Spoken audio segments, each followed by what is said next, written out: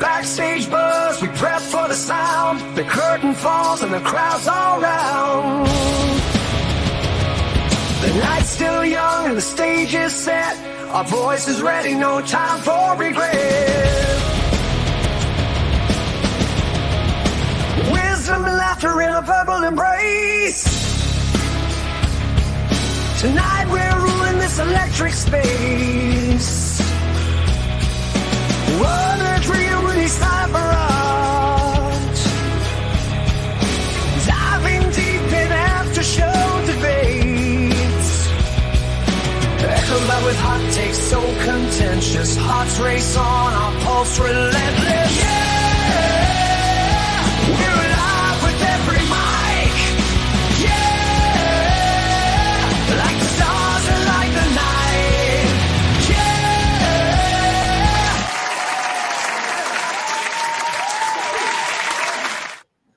What it do, naysayers? Welcome back to another episode of the Aftershow Podcast.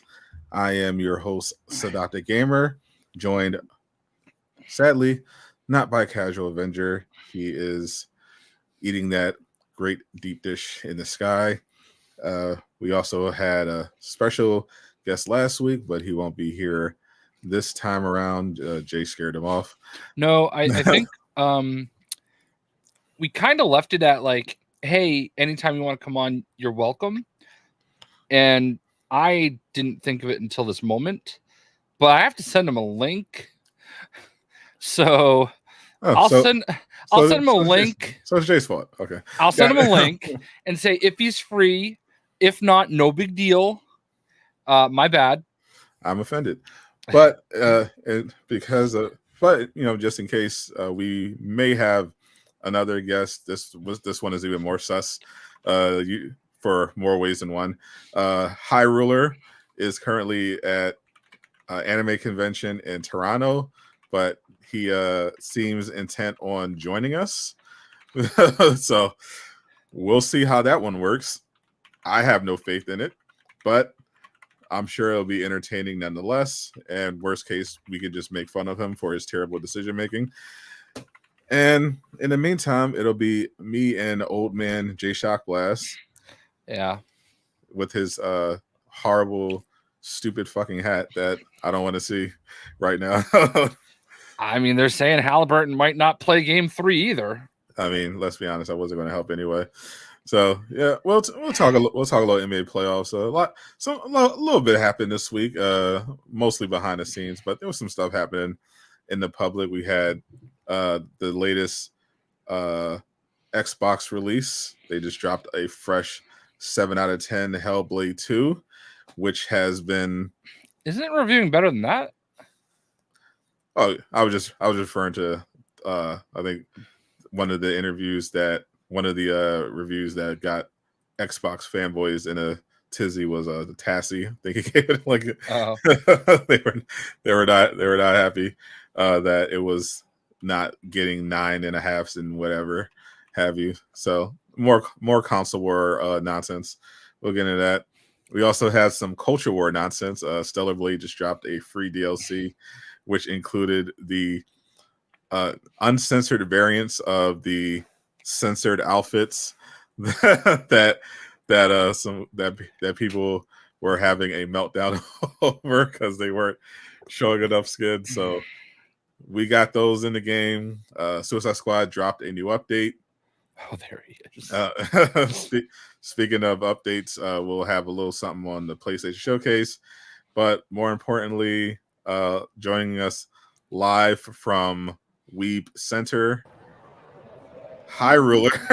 Hello. Oh my God, guys. I am in enemy territory right now. You are not lying. Highruler is an enemy to everyone with an anime PFP. True. Listen, I've seen enough here today. I can write them all off. I actually don't know. I don't know how much I could say because, like, if someone hears me, and I'm never getting invited again. So who made this horrible mistake and invited you? Load screen. These guys right here made the lovely choice of entering my emails the other day and said, "We need someone with great feet," and I said, "I know a guy." So cannot argue that Highruler has the best feet in the business. Well, that's very nice. Perfect for an anime convention because weebs love feet too. So, True. so how was it? I feel like your anime knowledge is probably marginally above JayShockblast's. There is no way it's only marginally above.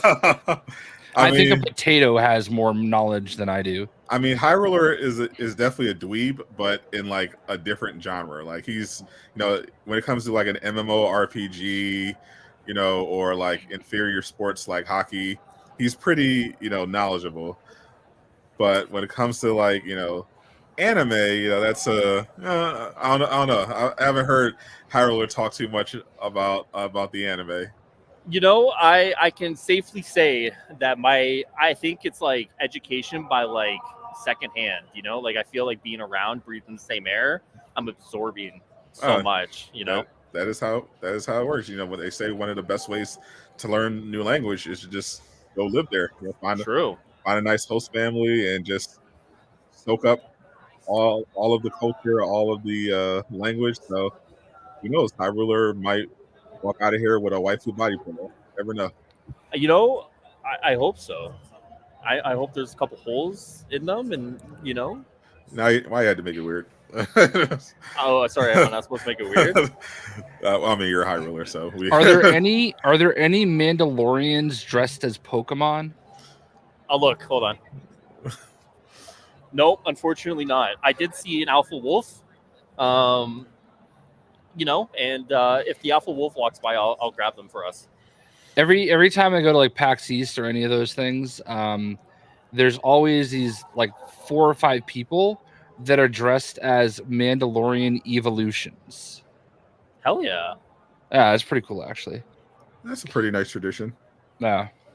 So I saw you showing some cards just before. What'd you get? Nothing good. So my girlfriend and I, we collect the Disney Lorcana. So wow, that was a sentence. I know there's so much to unpack there. It's ridiculous. No, listen, don't be embarrassed. On Cage Games, like how I have like the Batman Ninja thing. His thing is to ask me to play Lorcana like all the time. It's actually not a bad game. I think like fundamentally it's like just a baby version of Magic, but I think it's good, and I think it does well, like bridging the gap between like gaming and like the Disney adults. So I think it does quite well with that. Anyways, so it's basically Disney's Yu-Gi-Oh is what you're telling me? Yeah, kind of. That's what it is.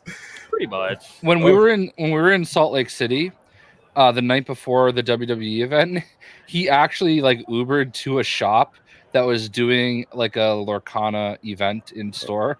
I respect that. Yeah, so like it's definitely, and it's not just him. I know that like Alan Johnson plays it too. So it's definitely like I think like top 5 right now or top 4 in terms of the card games. I think it has potential to be top 3. Yeah, but it depends how it goes. But it's fun. I like it. The art's good. I really don't like. I'm gonna show you guys this. Like, tell me this art doesn't look good. Like, it looks. I mean, it looks blurry, but all right. Listen, I can tell. Is that Alice? No, that's Belle. That tells you exactly how well we can see it. I don't know how to fix that. I'm working on a budget. All right. I'm here. Budget is a generous term for what this setup is. That's fine. Yeah. So. Well, did your butler just bring you water? Oh, Highruler big shot. Oh, look at Mr. I'm just saying, like in the middle of the show, someone brought Highruler a water, and that you have to admit that's pretty baller. I will say they've taken good care of us today. So I have no issue with the effort that these guys have, put in for this one. So yeah, nothing bad to say about them. A lot of happy endings. I like it. I think if I go 10 minutes away from this, convention center, there are places in this area that probably do that. I mean, you are in Canada, specifically Toronto, so. Sadot, you wanna make a trip up? No. I feel just like we've got nothing on this show since I've joined. I'm so sorry. I just canceled mine. No, listen, banter is what people are here for. This is what the after show is about. When Highruler is on, we specifically make it a point to talk just bullshit. I appreciate that. Yeah. What's up? Speaking of nerds, what's up, Porter? Porter Gamer is in the building.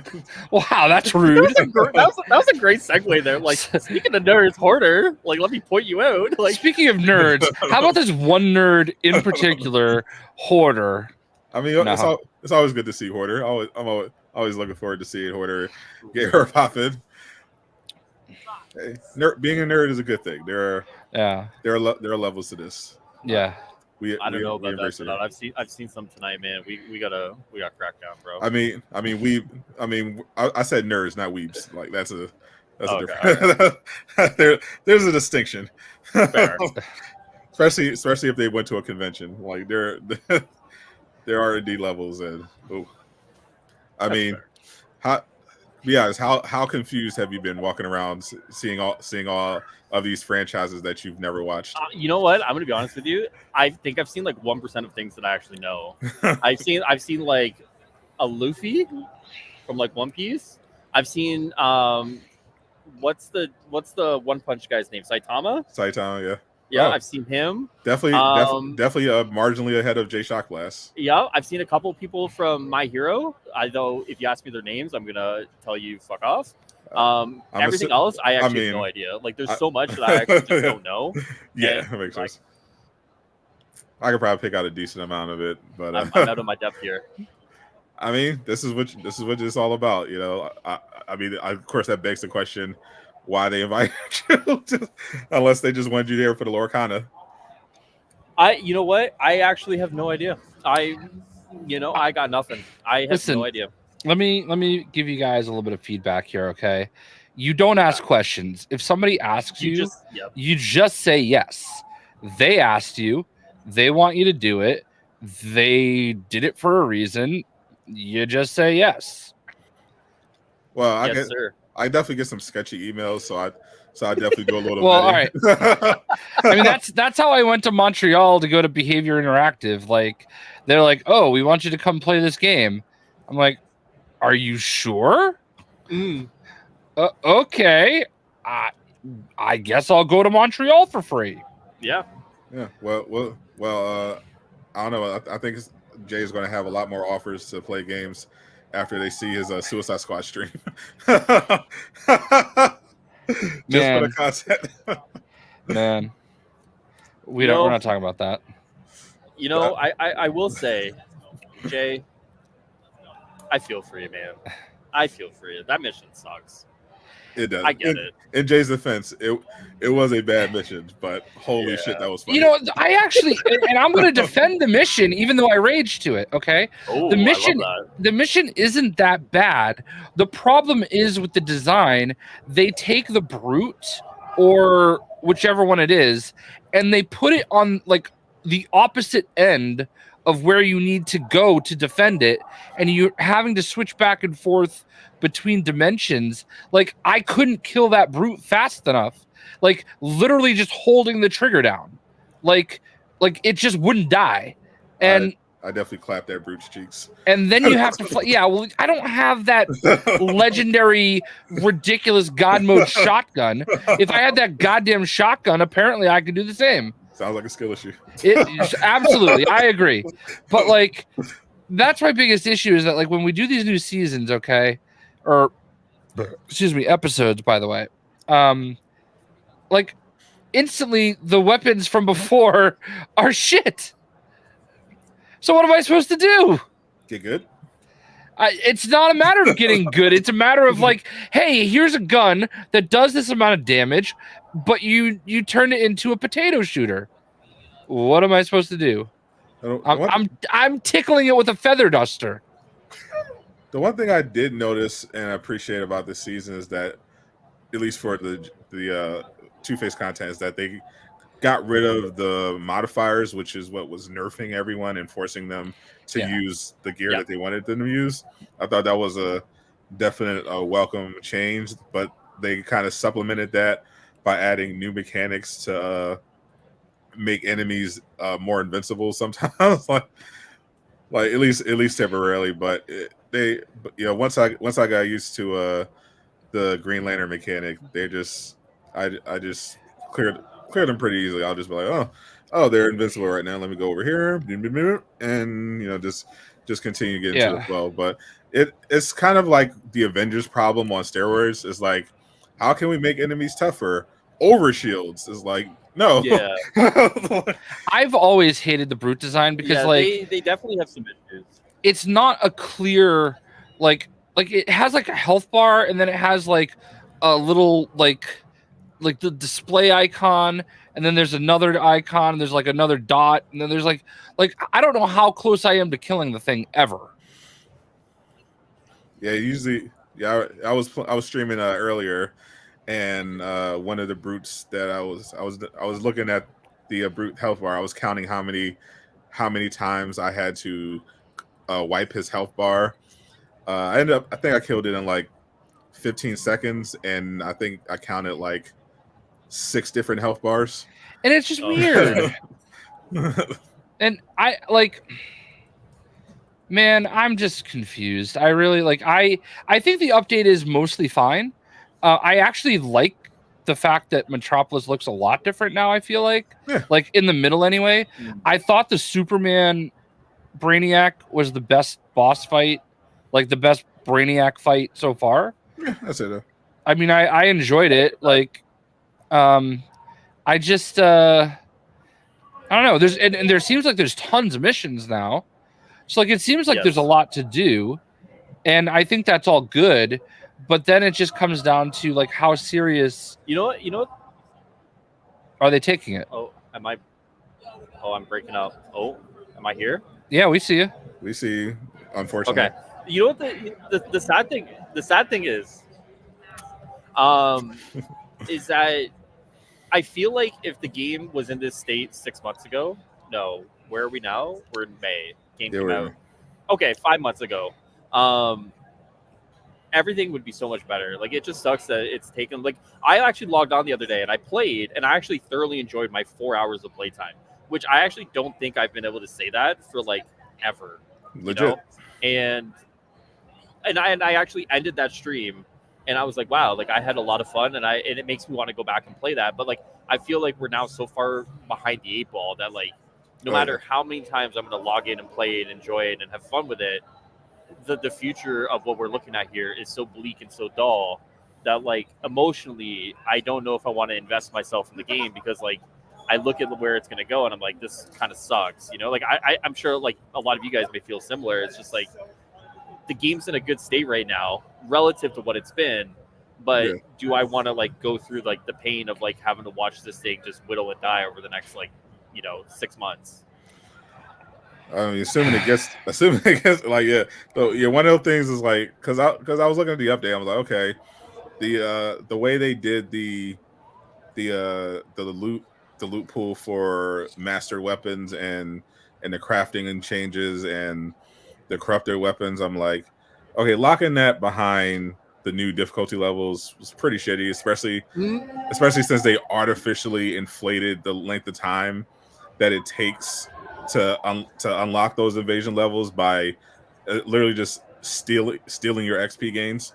It's not counting. I was like, that's just so transparently just shitty. Why, it's not good. You had, why would you just decide to waste the time of the few players you have left? It's annoying. I understand you have to have some kind of mechanisms in place to keep players playing, but when it's so transparent, it's come on, what are we doing here? And what's funny too is that they'll actually probably end up changing that if they ever do another difficulty season, next season or next episode or whatever, because they obviously listened to us last time with the amount of grind we had to do to unlock our mastery level. So the worst part is that I said this the other day is that Rocksteady ends up at the right solution, but the work they go through, it's like that one kid in math class who doesn't do the work at all, and the work that they do is scribbles on a chalkboard, and you have no idea how they get the right answer, but they get the right answer. You just don't know how they do it. And Rocksteady is similar, where they'll end up at the right answer eventually, but you look at the work they did to get there, and you're like, how the hell did you do it, right? And similarly, they'll probably take that feedback in and they'll be like, oh, we introduced another difficulty system. Don't do it this way, do it a better way. And we'll just look at that and be like, you guys should have just done this originally, right? Yeah, it's too bad they haven't taken that route to or any route really to improving the cosmetics, because what the fuck? we're still there. Sorry, Jay, you go. No, you can go ahead. I'll go after. I said in a video, my last video I did on Suicide Squad, I said I'd like to give back to Rocksteady, and someone ripped me a new one on this one. And they're like, why would you want to give back to this game? And like the truth of it is I've put over 200 hours into Suicide Squad at this point. I've gotten more than my money's worth out of my initial investment. And I would like to give them $5 or $10, like I do many other games, to show them that I'm still supporting them, not just by taking their, playing the new content, some would say, but like I'm playing the game, all these months in. I'd like to at least show them that I'm willing to support it financially. But they don't give me really anything that I want to spend my money on. Like nothing. Like these skins aren't good. Like I don't want to walk around with Harley Quinn looking, like she's got a bite taken out of her. Like it just I don't find like some people may like that, sure. Jay. I just don't find that appealing. So I don't want to give them my money. And I'm trying to make that point is like my initial investment has been paid over many times at this point by both making the money off of the game and the amount of time I put into it. And I would like to give them more support. They just don't give me any reason to. I want to know what people think is a reasonable amount of time to play a game in order to get your money's worth. You know what I mean? Like, all right, let's say a $70 game. Okay. How much time do you have to play to get your money's worth? Isn't the conversion is like $1 per hour? Isn't that what people say? I don't know. I know there's a CEO who was thinking of charging by the hour for games. Which shitty CEO was that? Was that Take-Two? That's the one that's going to charge you $120 to play GTA 6. I don't know. People pay $20 to go see a 2-hour movie. Yeah, that's Ubisoft prices. It's all about $200 for GTA 6. Oh yeah. I'm gonna be honest with you. Like GTA 6 can come out for that much money, and it's probably worth every penny, and people will pay it. Yep, I agree. Definitely.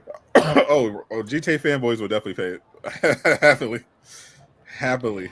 Yeah, I feel like if you pay $70 on a game, you should hopefully be able to get 35 to 50 hours out of it. Yeah. In most cases, but but there are games that you get way less than that. Well, isn't that the thing with Hellblade 2 right now, or what's that game? Sorry, the new Xbox one, where it's like 5 hours. Is a 5? Yeah, I was looking at some of the reviews because the little bit of marketing they did for it, I was like, okay, this looks like Xbox is like kind of prestige God of War game. That'll great graphics, some gritty, grounded action, big, critically acclaimed type of thing. So I'm like, okay, we'll see that. And then I was reading reviews and people were like, yeah, it's 5 hours long, and you spend the first 40 minutes walking in a straight line. Yeah, that's tough. Not exploring. Literally, just hold your stick forward for 40 minutes. Yeah. And then there's another hour lighting torches. I'm like, what the fuck is this? I would have threw my controller. Yeah, I think that's the case where if I paid $70 for that, I'd feel a little jaded. I think that one was 50. Okay. But I think the point of that is, and I think it's the reason why the numbers on Steam are so bad, is because it's a Game Pass game. Like it's like, oh, you log on a Game Pass, oh, new thing it just dropped, and it's Hellblade 2. So that's why I don't even care about the length of it. It's just the fact that if you're going to make a 5-hour game, you got to be really mindful of pacing and what you have. And I feel like any game, I don't care how long the game is, if I have to walk for 40 minutes in a straight line, I'm uninstalling. Yeah. Isn't that like not complaint, but like people like the Metal Gear games, aren't they like beloved, and like some of the cutscenes are like 45 minutes long? Yeah, I think when you get to Metal Gear Solid 4. Metal Gear Solid 4 has like half-hour cutscenes. Yeah.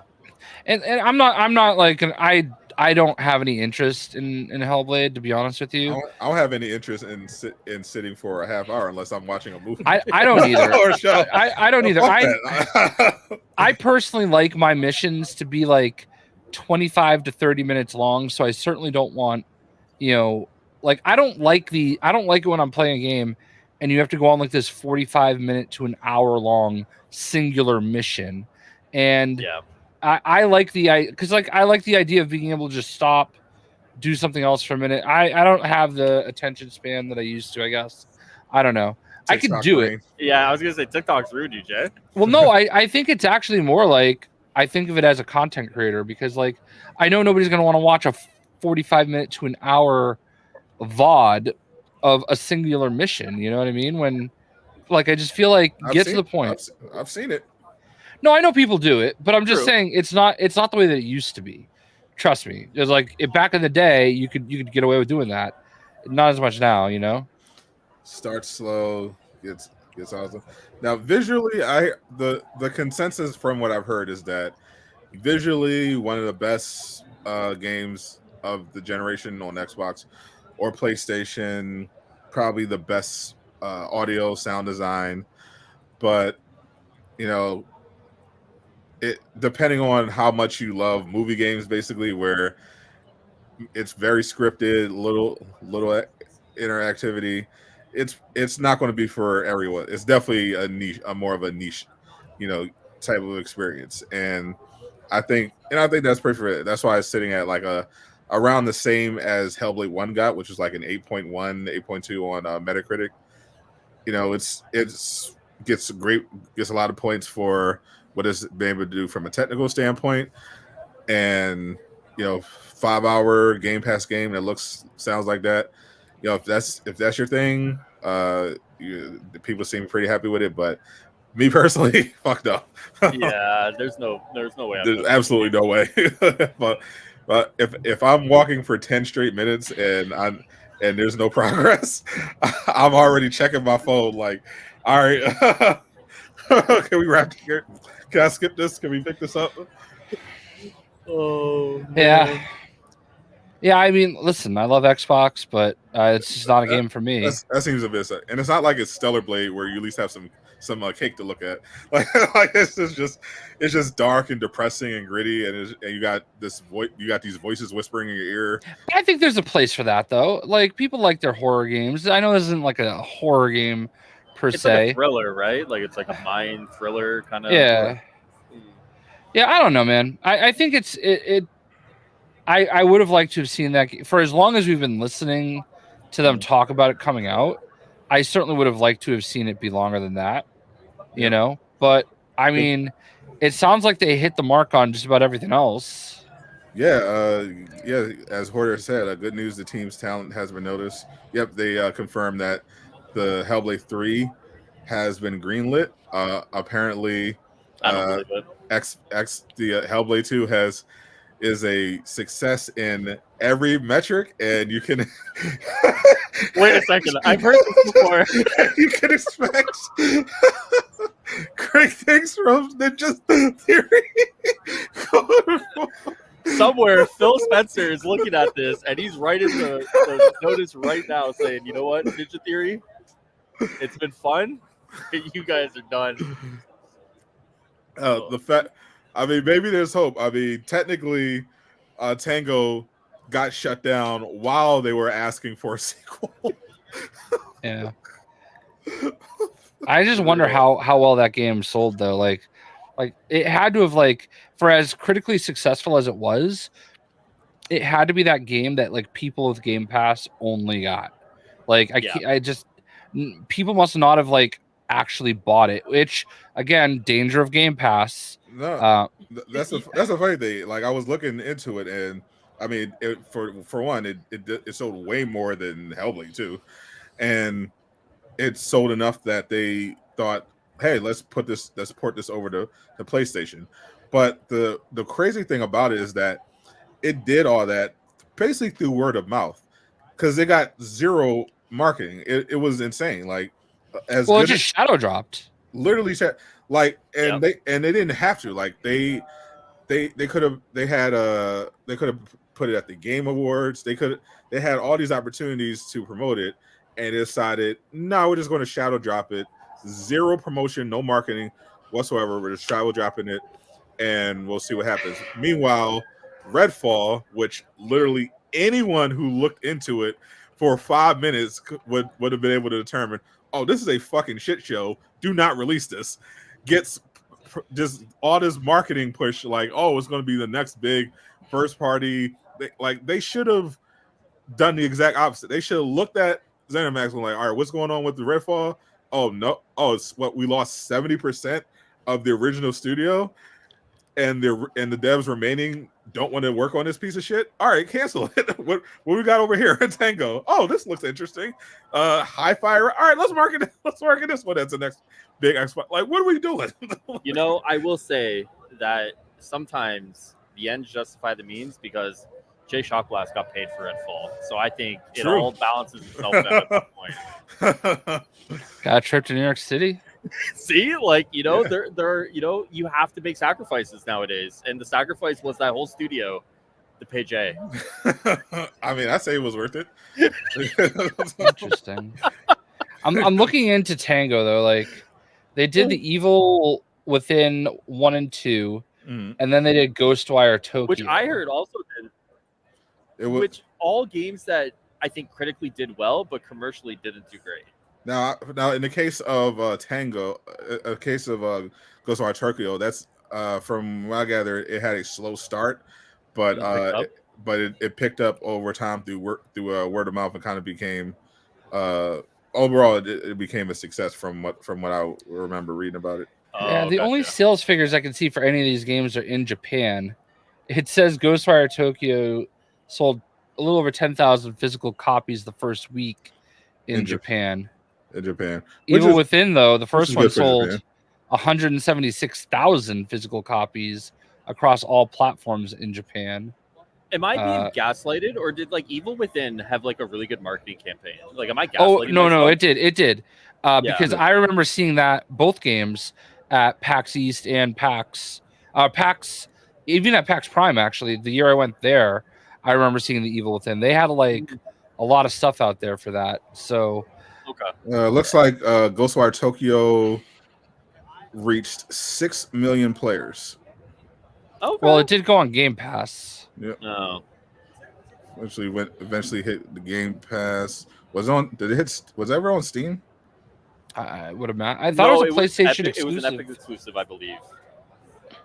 Yeah, I thought it was a PlayStation I think exclusive so. I think at one point. Yeah, it was a time exclusive. and I think it was on Epic. So I think they gave it away at some point as well. So, but not 100% on that. Yeah, I just wonder if I don't know, released on PS5 and PC on March 25th, and as of May, the following year, they were celebrating 4 million players. So we'll see. But either way, it was a talented studio, and they, from what they said, had a hit with the Hi-Fi Rush, and right after they shut down the studio, they said they were looking for games exactly like Hi-Fi Rush. So it's like, what are we doing? What are we doing, guys? I don't know. Sorry, Jay. No, go ahead. Never apologize to JayShockblast. I just wonder if there was more behind the scenes, you know, with a lot of this stuff, because like, wasn't there rumblings that like something was going on inside the studio? And I know publicly they've been like, you know, they've been, you know, disproven or whatever. But like, I wonder when it comes to like that situation where they're like, oh, we're getting rid of all these people, but like, hey, we want this again. You know, like it's really simple, Highruler. All right, break it down. And we can thank this wisdom comes from one of your favorite companies, the Embracer Group. Oh, my favorite. Yeah, right. You have to maximize shareholder value. How did I ever forget such a simple concept? Never forget. When something fucked up happens in the game industry, always remember maximize shareholder value. What The bar has to keep going up, Highruler. True. The bar of growth has to keep going up, even if it means you shut down some shit in the meantime to save money. And True. it doesn't matter if it affects your long term. This is something Xbox has been doing consistently. Like we saw, they did the same shit with Fable when they closed Lionhead. They don't produce in-house games. They try to buy prestige, and then they run it into the ground, and then try to buy more. And it's just all in pursuit of keeping that bar going up to maximize shareholder value. So now they're like, okay, well, we're going to cut costs in the short term, and then we can pitch the investors, hey, we're going to be focusing now on a new Fallout, because hey, remember Fallout? People really like that show, and they were playing those old games, so we got that. That's what it's all about, maximizing shareholder value. Insane. Did you guys see the news about Embracer Group? I think like in total of like how many people they let go and like all the projects they canceled or something. Like what was it like 1,800? Something like that. Yeah, like it's just an insane amount of like. Oh my god, what a toxic like. What? Just a toxic sludge over everything they touch, man. Holy fuck! It's so bad they had to like change the name of all their companies. Yeah, they tried to rebrand. Like, maybe they won't. Maybe they won't remember. Like, what is it like? Middle Earth and Friends or something? Middle Earth and Friends. Shareholder value in Amigos. fucking devs up the ass Inc.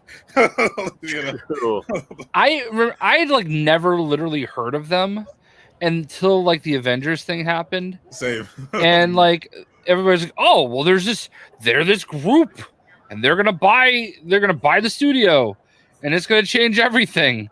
And it was literally the kiss of death for like everything. I mean, it changed? It did change everything, Jay. Sure did. not the way we want it. Yeah. Things did change. I think they offloaded. I heard last I heard they offloaded another studio, this time to Nintendo. Yep, they did. They just been doing a fire sale on everything. The studios that they didn't shut down, they're just flipping and trying to get rid of in order to maximize that shareholder value. Insane. It's very important. And yeah, now we're supposed to be hearing about Perfect Dark soon. I mean, Chris, everyone's favorite, at least everyone here's favorite game studio, Crystal Dynamics, is about to be back on the scene again. I'm actually 2 weeks from now I'll be in LA for Summer Game Fest, and Xbox is doing their show on Saturday, and I got invited. I'm very excited. Also will be in LA in 2 weeks from now, courtesy of JayShockblast at Summer Games Fest. Beside him. Right beside him. Yeah. I must have lost that +1. He's gonna hide in your bag. True, I am. I do have some interesting appointments. I've not done a good job of keeping track of the appointments I made. Mm-hmm. So I had to go through my email yesterday and like start up a Word doc so I could like track them all. Busy man. Yeah, I'm hoping I didn't miss one, but I think most of my invites are like the parties after. So no Diddy. No Diddy. No Diddy party. Yeah. I do have like an end of night activity for like all the days there. Ooh. Which saucy. Keeping in mind that it's gonna be 3 hours like behind what I'm used to. And I'm old, so let's see how I can hang. Have faith. I have faith in you, Jay. I'm sure you can hang. Take stimulants of some sort. It's weird though, because like I don't think I'm like at a point where I'm allowed to like really discuss who I have scheduled yet. True. Yeah, I wish it was a Borderlands 4 Just leak it like the day before, because then they probably won't see it because they'll be off socials anyways. and by the time they find out, it'll already have passed. And there you go. True. I do think Borderlands 4 is going to be the one that the game that they've been teasing. It makes the most sense. Yeah, see, and it's because I'm pretty sure before the Embracing, we were hearing that, that as I like to call it, they were working on a new Borderlands. I'm pretty sure Randy Pitchford outright said that at one point. Yeah. So that's why I think that makes the most sense to announce. I'm still holding out hope for BioShock. We haven't had a BioShock game in a while. Yeah, I was gonna say it's been a minute since it's been a while. But I loved those games. I bought the first BioShock blindly. It was there. I looked at it. I was like, oh, that looks cool. I'm just gonna buy it. It was the day it came out. Went home, started playing it. Was like, oh, this game sucks. I hate it. Brought it back, and then bought it again like 3 days later and loved it. Love that.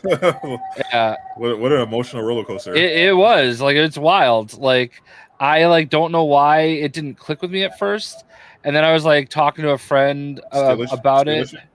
No, I just feel like it started a little slow, and I didn't quite understand it. Did you have to walk for 40 minutes straight? It was something like that. But yeah, like BioShock Infinite was the last one, and that one was so good too. Like I know that one doesn't get as much love as the other ones, but I loved that one too. Good old Booker DeWitt. Well, for the sake of JayShockblast, I hope they announce Borderlands 4. It's literally one of my top favorite franchises of all time. When I talk about my favorite video games, KOTOR is going to be there, Battlefield is going to be there, and Borderlands is pretty much next up. You know what I mean? Yeah, and there are definitely some interesting partners confirmed for Summer Game Fest. You got your Warner Brothers, who are, doing various things there. We know for sure they're doing Arkham Shadow. They confirmed that with the trailer, but maybe we could see a little Wonder Woman, perhaps. It seems past due. The last I heard about that was that W Games Montreal, who are working on their own game that has been unannounced so far, they're partially working as a support studio for Monolith to speed up the Wonder Woman development process. So sounds like they're probably closer to ready to have an update. Our favorite NetEase is going to be there at Summer Game Fest. Don't ban us again. Crazy. Jeff Keighley confirmed it. They're going to be there. I can only speculate about what they might be doing at the Summer Game Fest. I don't have any inside information, but if I were to guess, I would say high chance they announce the console port for Marvel Rivals. So that'd be great. So what are they announcing? So they keep saying they're going to do an announcement between now and the end of May, right? So what are they going to like? Are they going to announce? Well, there's going to be a new beta as well. So are they announcing the beta and then like a week later saying like, oh, it's coming to console? Is that how they're going to do it? Maybe. Who knows? Wow, these guys are dumb. Who can say? Yeah, Highruler is definitely not in the creative program. No, and you know what? I'm okay with it. I wasn't okay with it. Now I am okay with it.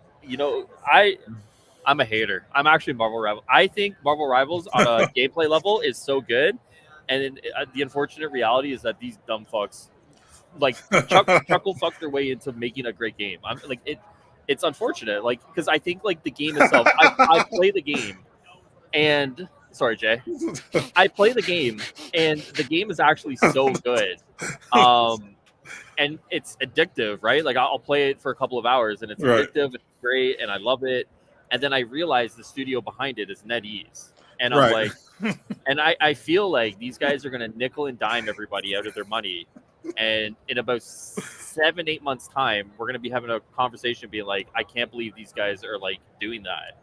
Now, I could be wrong. If I'm wrong, great. But like, I mean, to be fair, Highruler had very harsh things to say about Gotham Knights, and I've come back around on it. Yeah. Recently, I was there. I witnessed True. it. I got the clip for evidence in case you ever try to deny it. Listen, I'm a big enough man to admit that I was wrong about Gotham Knights, and I can be wrong about certain things, but NetEase does not have the greatest of reputations, you know. And I look at their tactics, whatever you want to call it, and I just feel like we're gonna get. Jay, I'm so sorry. I am so sorry that I'm doing this to you tonight. But a little controversy goes a long way. And I just feel like we're in for a rude awakening with these guys, and I hope not. But it's going to be standard free to play monetization, but I think it's going to be a little more egregious than that, right? Like, I know Jay and I would agree, and Sadot, I think you would agree too, that like free to play games have to make their money somehow. You know, like they have to, right? So whether it's through like cosmetics or characters, like they have to make money. It's just a matter of like what they charge and what you feel is fair and what you're willing to pay, you know. I think it's going to be fine. I think they'll probably do like kind of a multiverses type of deal when it comes to new characters, and they'll have the bulk of like their monetization through the cosmetics because it's Marvel. They're going to have a ton of cosmetic offerings to choose from, and for that, I'm fine. I have no problem with. I think that's going to be fine because not only do free-to-play games in general need to be able to, make their money, free-to-play licensed games, specifically licensed Disney games, really need to make their money because Disney likes to take a pretty sizable cut on top of that marketing, that licensing fee. So I think I give some leeway when it comes to licensed games like that. Sure. For the record, I took myself out the first time, but then it was just Sadot being funny. He just kept randomly dropping me, so I was just like, I'm just gonna stay here. I'm not gonna touch it. I'll let him decide. I have an ear for this, Jay. I've been watching Highruler long enough to know when he's about to spread some hate. True. Yeah, you're right though. Like, it is definitely going to come down to how the monetization works. Obviously, free to play games got to make their money. Fortnite, like you look at Fortnite, you look at Apex Legends, you even look at Call of Duty, which Warzone is free to play. They're going to make their money. They're going to put out stuff all the time that you want to buy, that you want to pay for, and I mean, look, we got a new battle pass today. And I'm like, I have to be in my power armor. So let me buy some tiers. I just hope it's more closer to Fortnite than it is like a Valorant. You know what I mean? Like, yeah. Valorant's egregious. It is. Valorant is very egregious with their cosmetics, and like a World of Tanks is egregious with their cosmetics and what they have to buy. Right? Like, I always look at it, and I always err on the side of caution when it comes to these things because like, I see how bad it can get, and I see how good it can get too, right? Like, Fortnite's very fair with what you get. Fair-ish. There's definitely room to get better, but like, I would take a Fortnite model over like a Valor model, right? So, and I just hope that like they don't go greedy with it, and try to milk people. I hope that it's going to be super fair, considering you're going to have to buy both heroes and cosmetics, right? Yeah. Well, the Loki and Sylvie came out in Fortnite last week, and to get both bundles, it was like 4,000 V-Bucks. About $40, yeah. Which is like close to like 25, but like, is my math wrong? I mean, obviously US dollars. Okay. So maybe it is.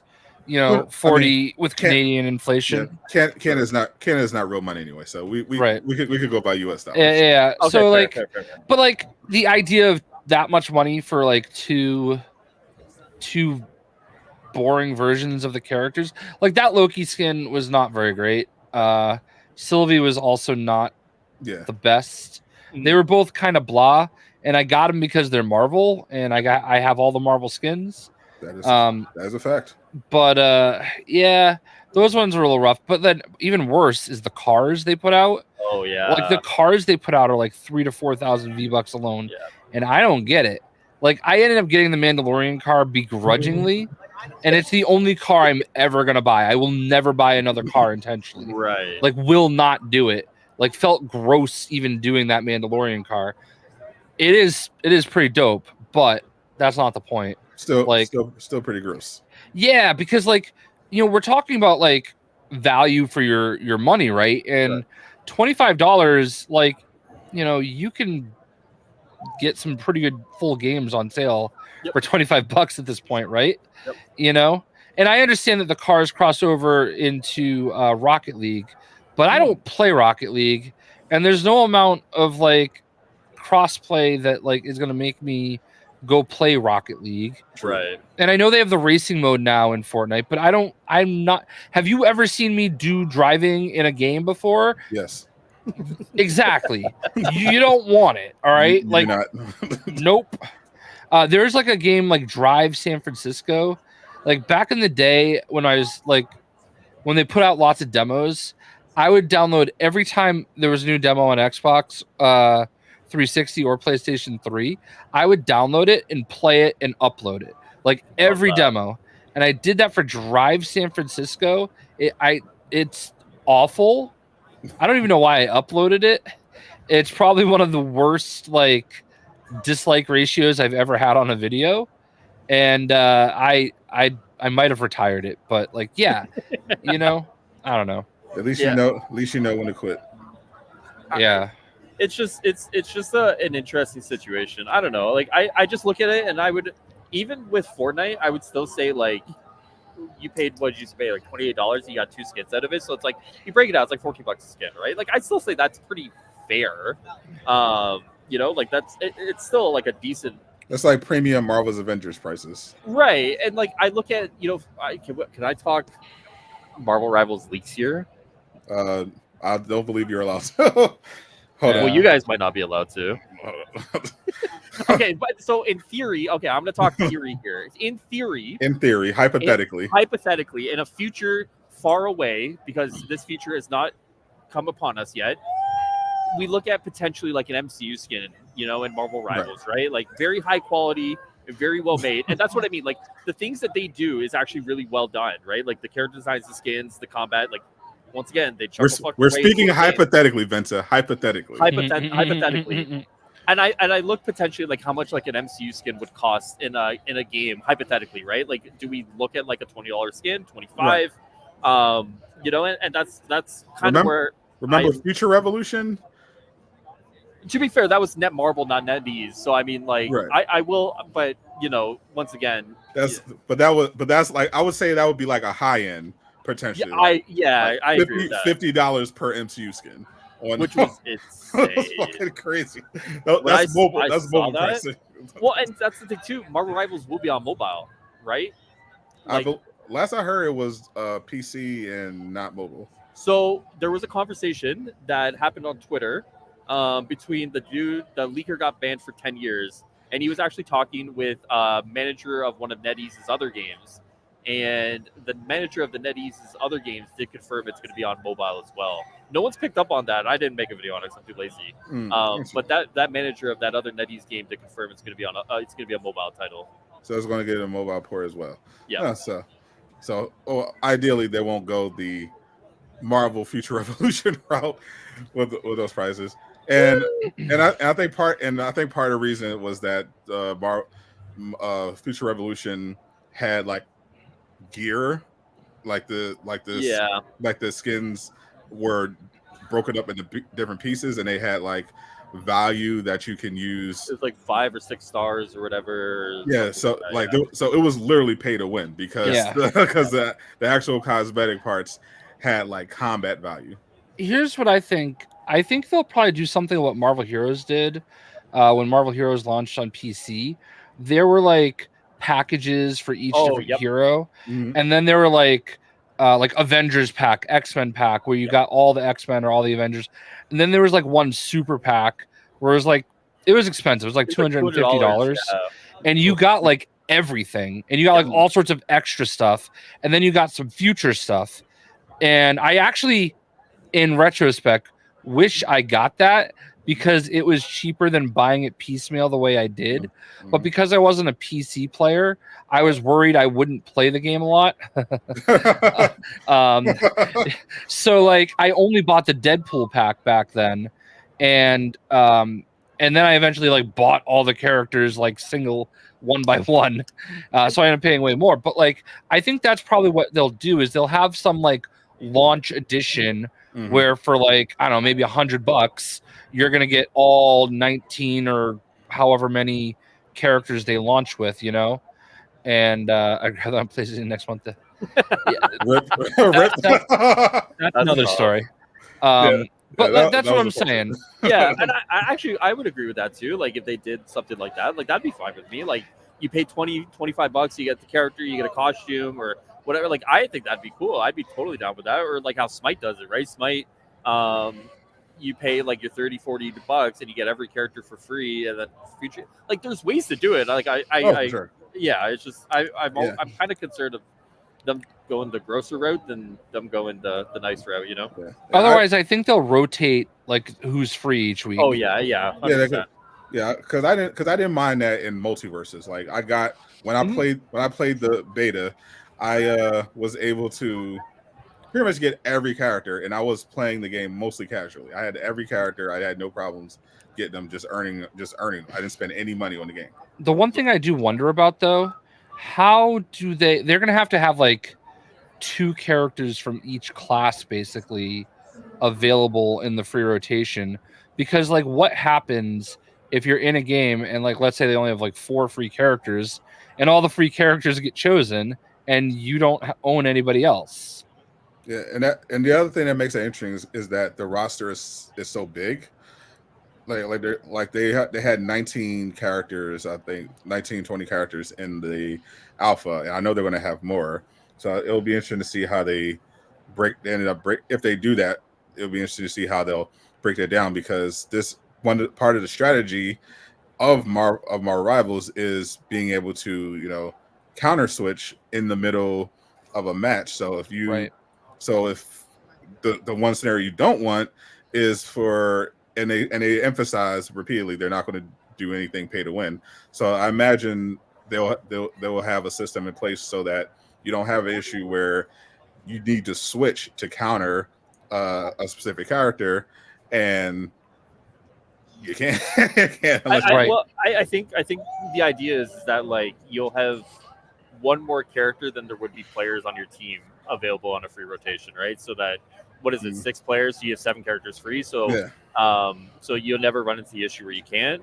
But if you can't counter switch, you didn't pay them. Pay up, buddy. You know, like that's. I do feel like people. I never really like. I understand there are people that like, oh, I'm a free to play player, and I'm like, well, then you're not who they're going to cater to. That's always a problem that I see.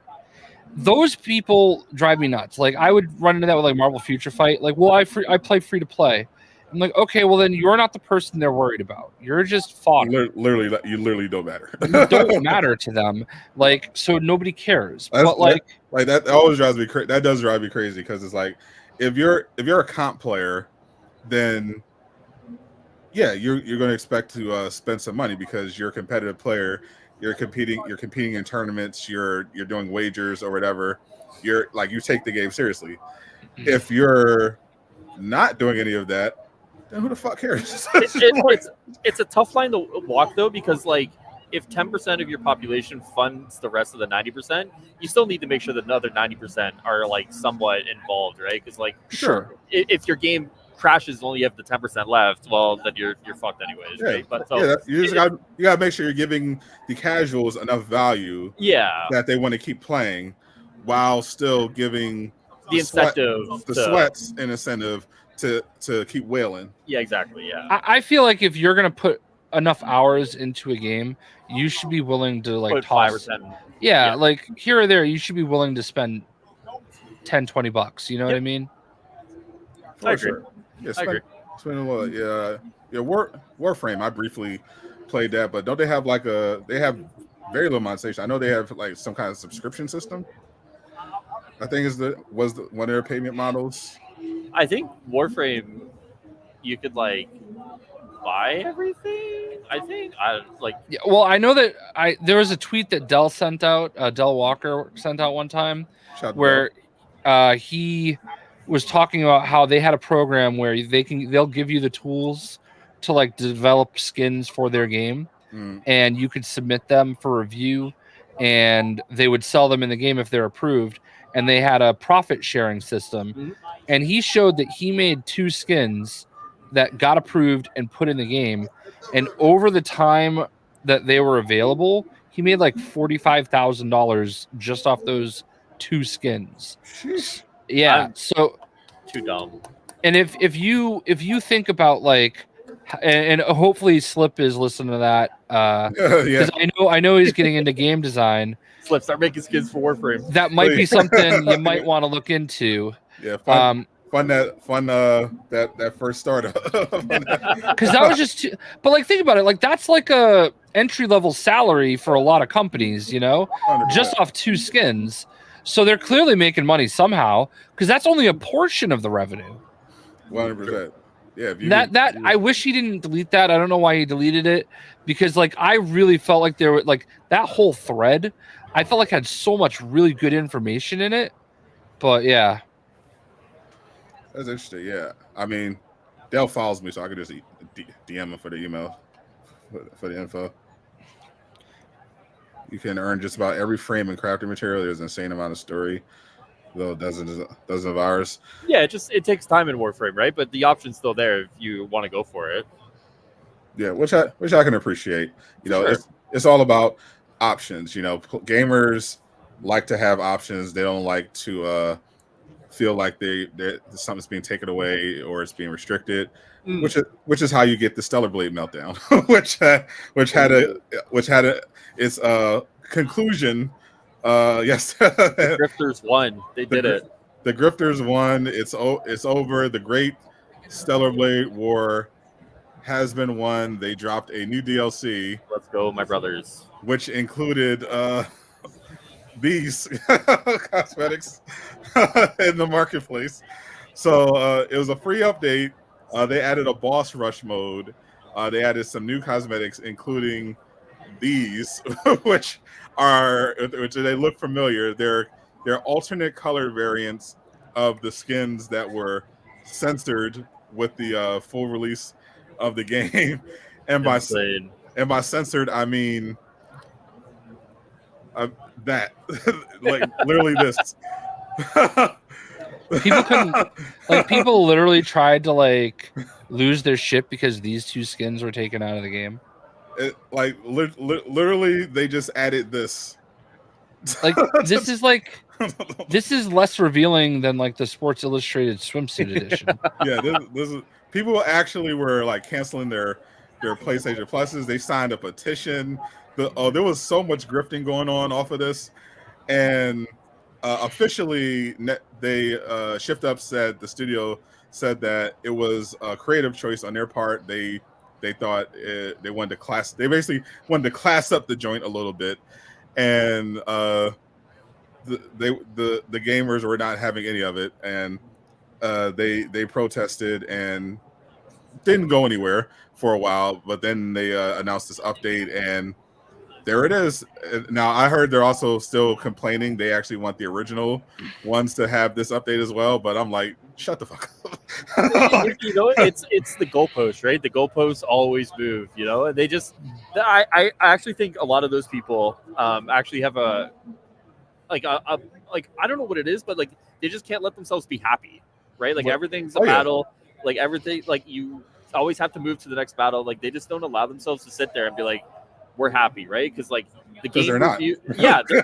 Like they're actually unhappy with their life, and I feel really bad for them because like they get what they want, right? Like isn't the whole thing that Stellar Blade, like they thought it wasn't going to review well, and it reviewed well, and they were upset about it. It's like, guys, like your jerk-off game did well. Like just allow yourself to like be happy over it. Like, I understand why the grifters won't, because their money depends on it. Like they have to find the next thing to get everyone riled up about.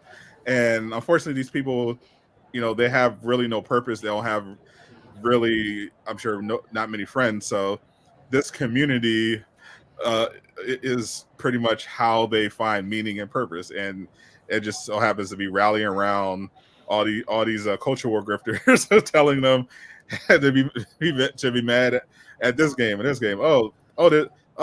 They added 2 inches of fabric to her breast. Like get rid of, sign this petition. There's a black samurai protest. Like they got it. They got a grift. The grift cannot stop.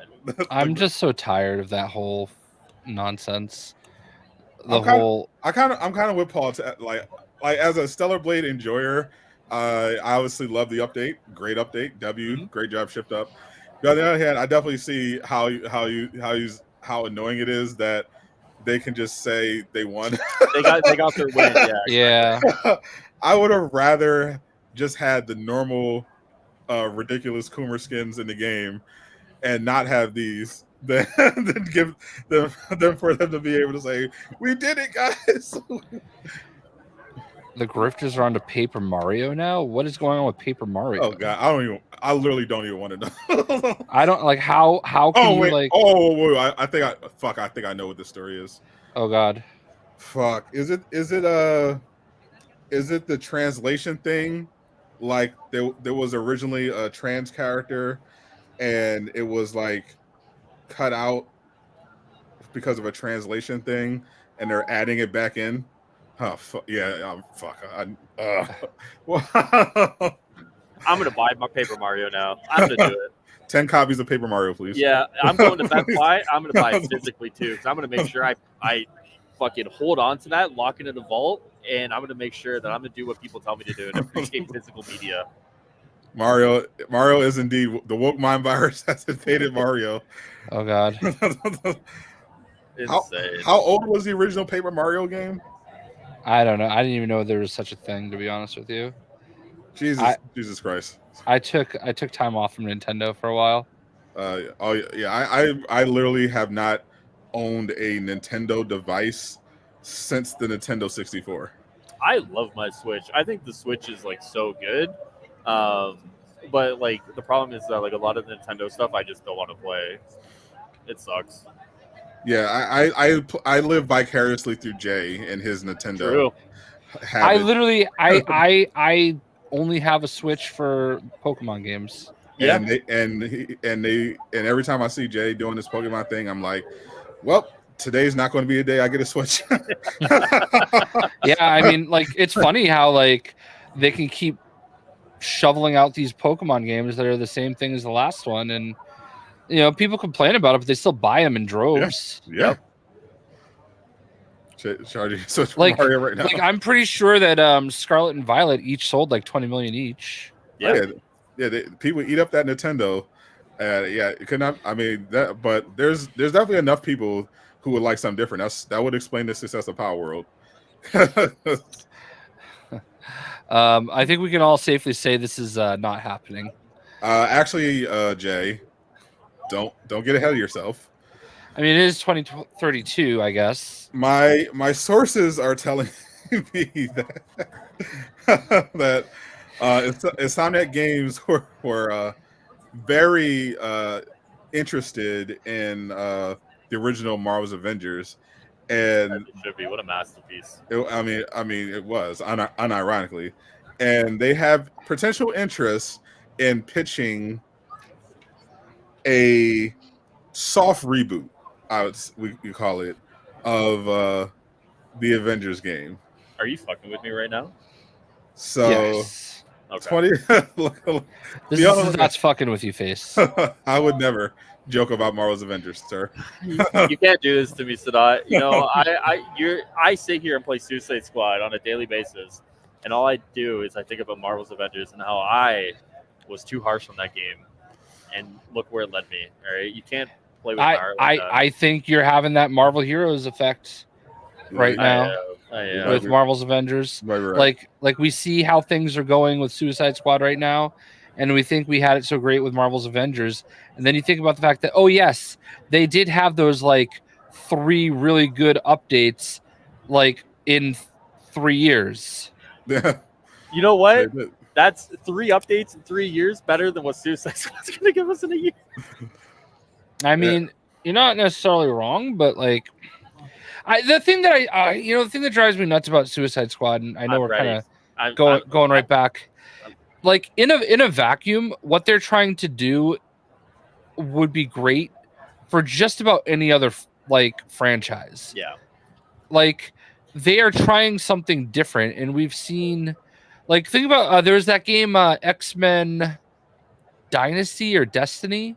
X-Men Destiny. Destiny, like all right, it's an X-Men game, yay! But oh wait, you have to play as one of 3 random students from the academy. I actually love that game, and I want them to do a modern version of it. Yeah, it was. I still have it. It was a cool game, but like if you made that game now, Oh my god. it would just be lots of people saying nobody asked for this. Why Yep. can't I play as Cyclops? Why It's can't I play swap. as Wolverine?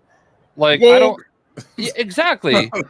Exactly. Ooh, That's exactly what it'd be. So that's what, to me, Suicide Squad is in a way, True. like with all the stuff they're trying to do, because they really thought, okay, look, we're going to introduce the Elseworlds, and we're going to have all these like different versions of characters that you kind of know already, Right. which is why, you know, when you see the DLC characters, like let's start with the Joker. It's not the Joker you're used to. It's a slightly different version. And this version, I think it's pretty cool. I like it. I like Yeah. the Joker.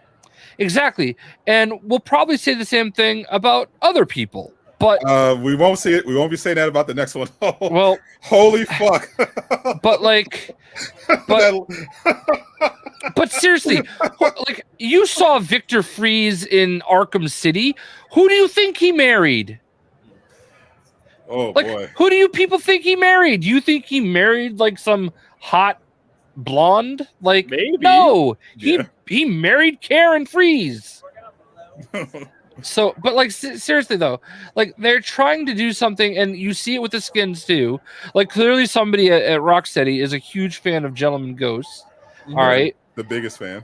like Actually, they actually gave me a Gentleman Ghost, like a better version, totally for free. It was just in my account. Like when I was looking through my inventory for gear, I was changing, just trying to delete some stuff. it was a joke. That was a joke, and You'll understand it eventually. I switched to Deadshot because he's my character that's the odd man out, and wouldn't you know it, totally he's invisible except for his clothes.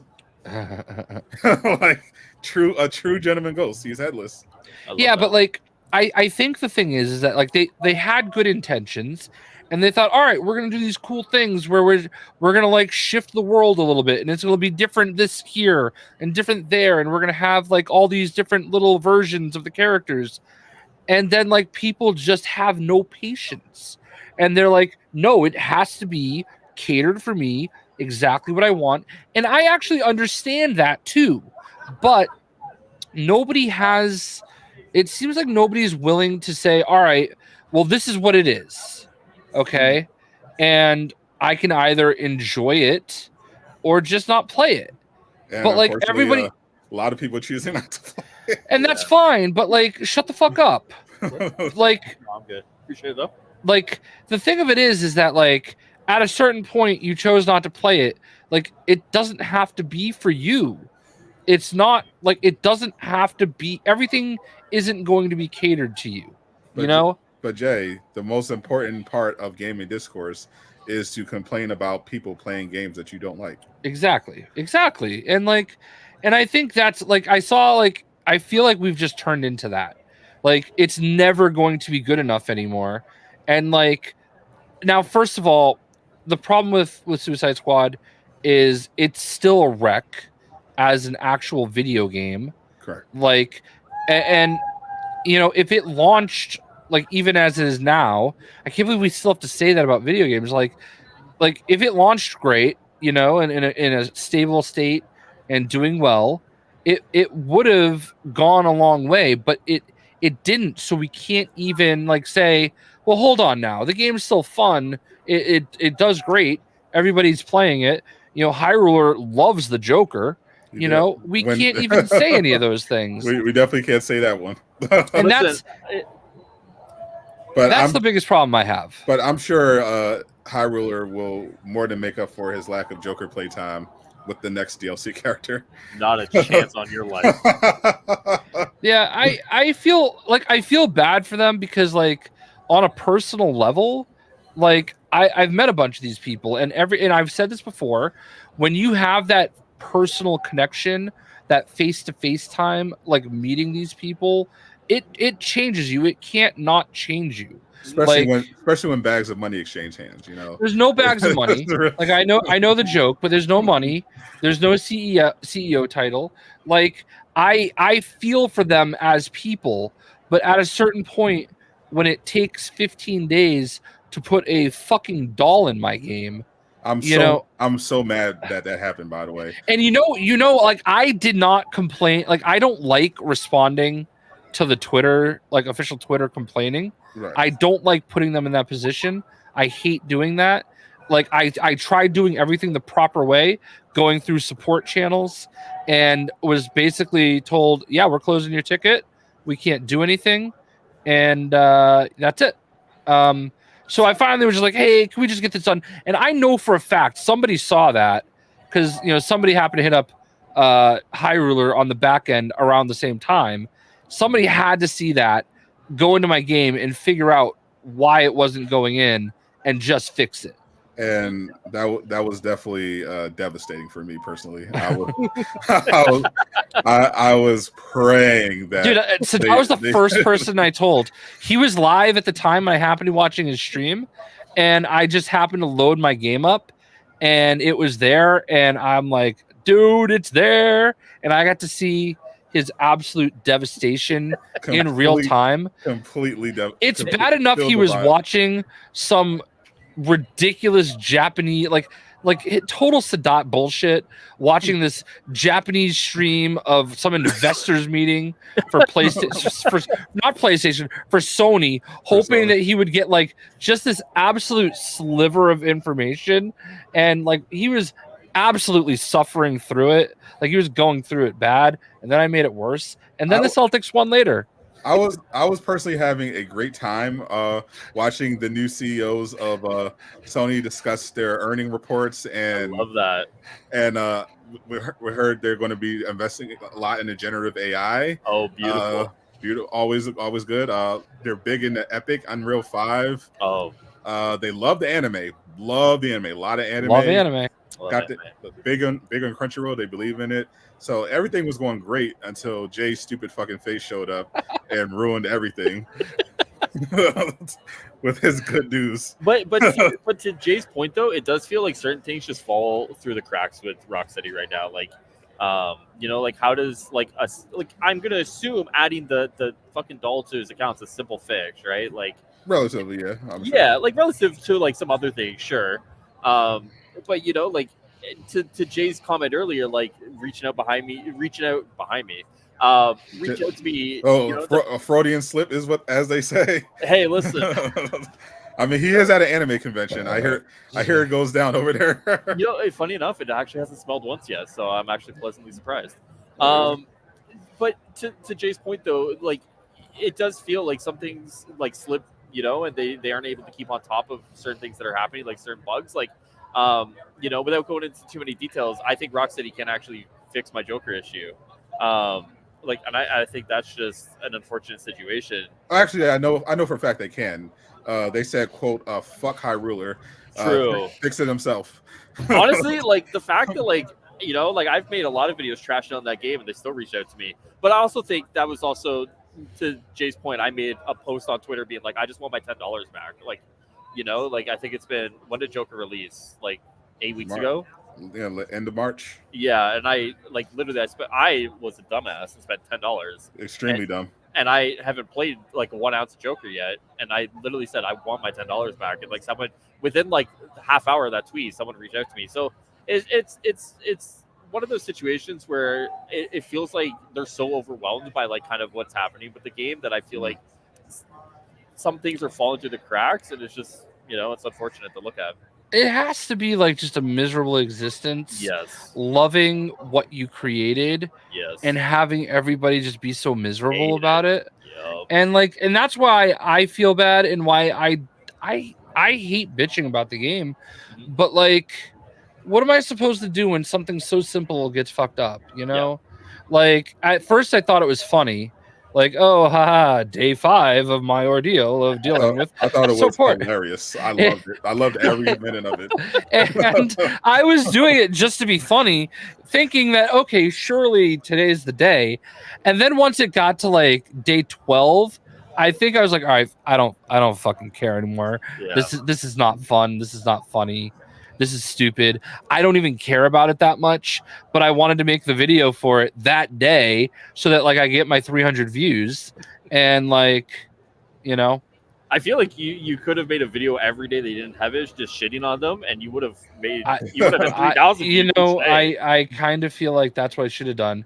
And then in the meantime, the game is doing so well that I'm probably one of the only people on YouTube that has a video showing how to find all 14 Riddler trophies and the 2 riddles and the 3 AR challenges. And you know, we're sitting pretty with less than 300 views. Like, I literally probably have done 2 Riddler races. Yeah, we're 8 hours into the video. Well, first of all, that also goes to show just how broken my YouTube channel is. But you know, what can you do? I think what you have to do is like title it like Rocksteady breaks something, and then just provide educational content in the video and just get them to click it anyways. You know? Yeah, I mean, look, there's other issues like the cross progression thing has basically prevented me from ever getting Your platinum. A platinum trophy.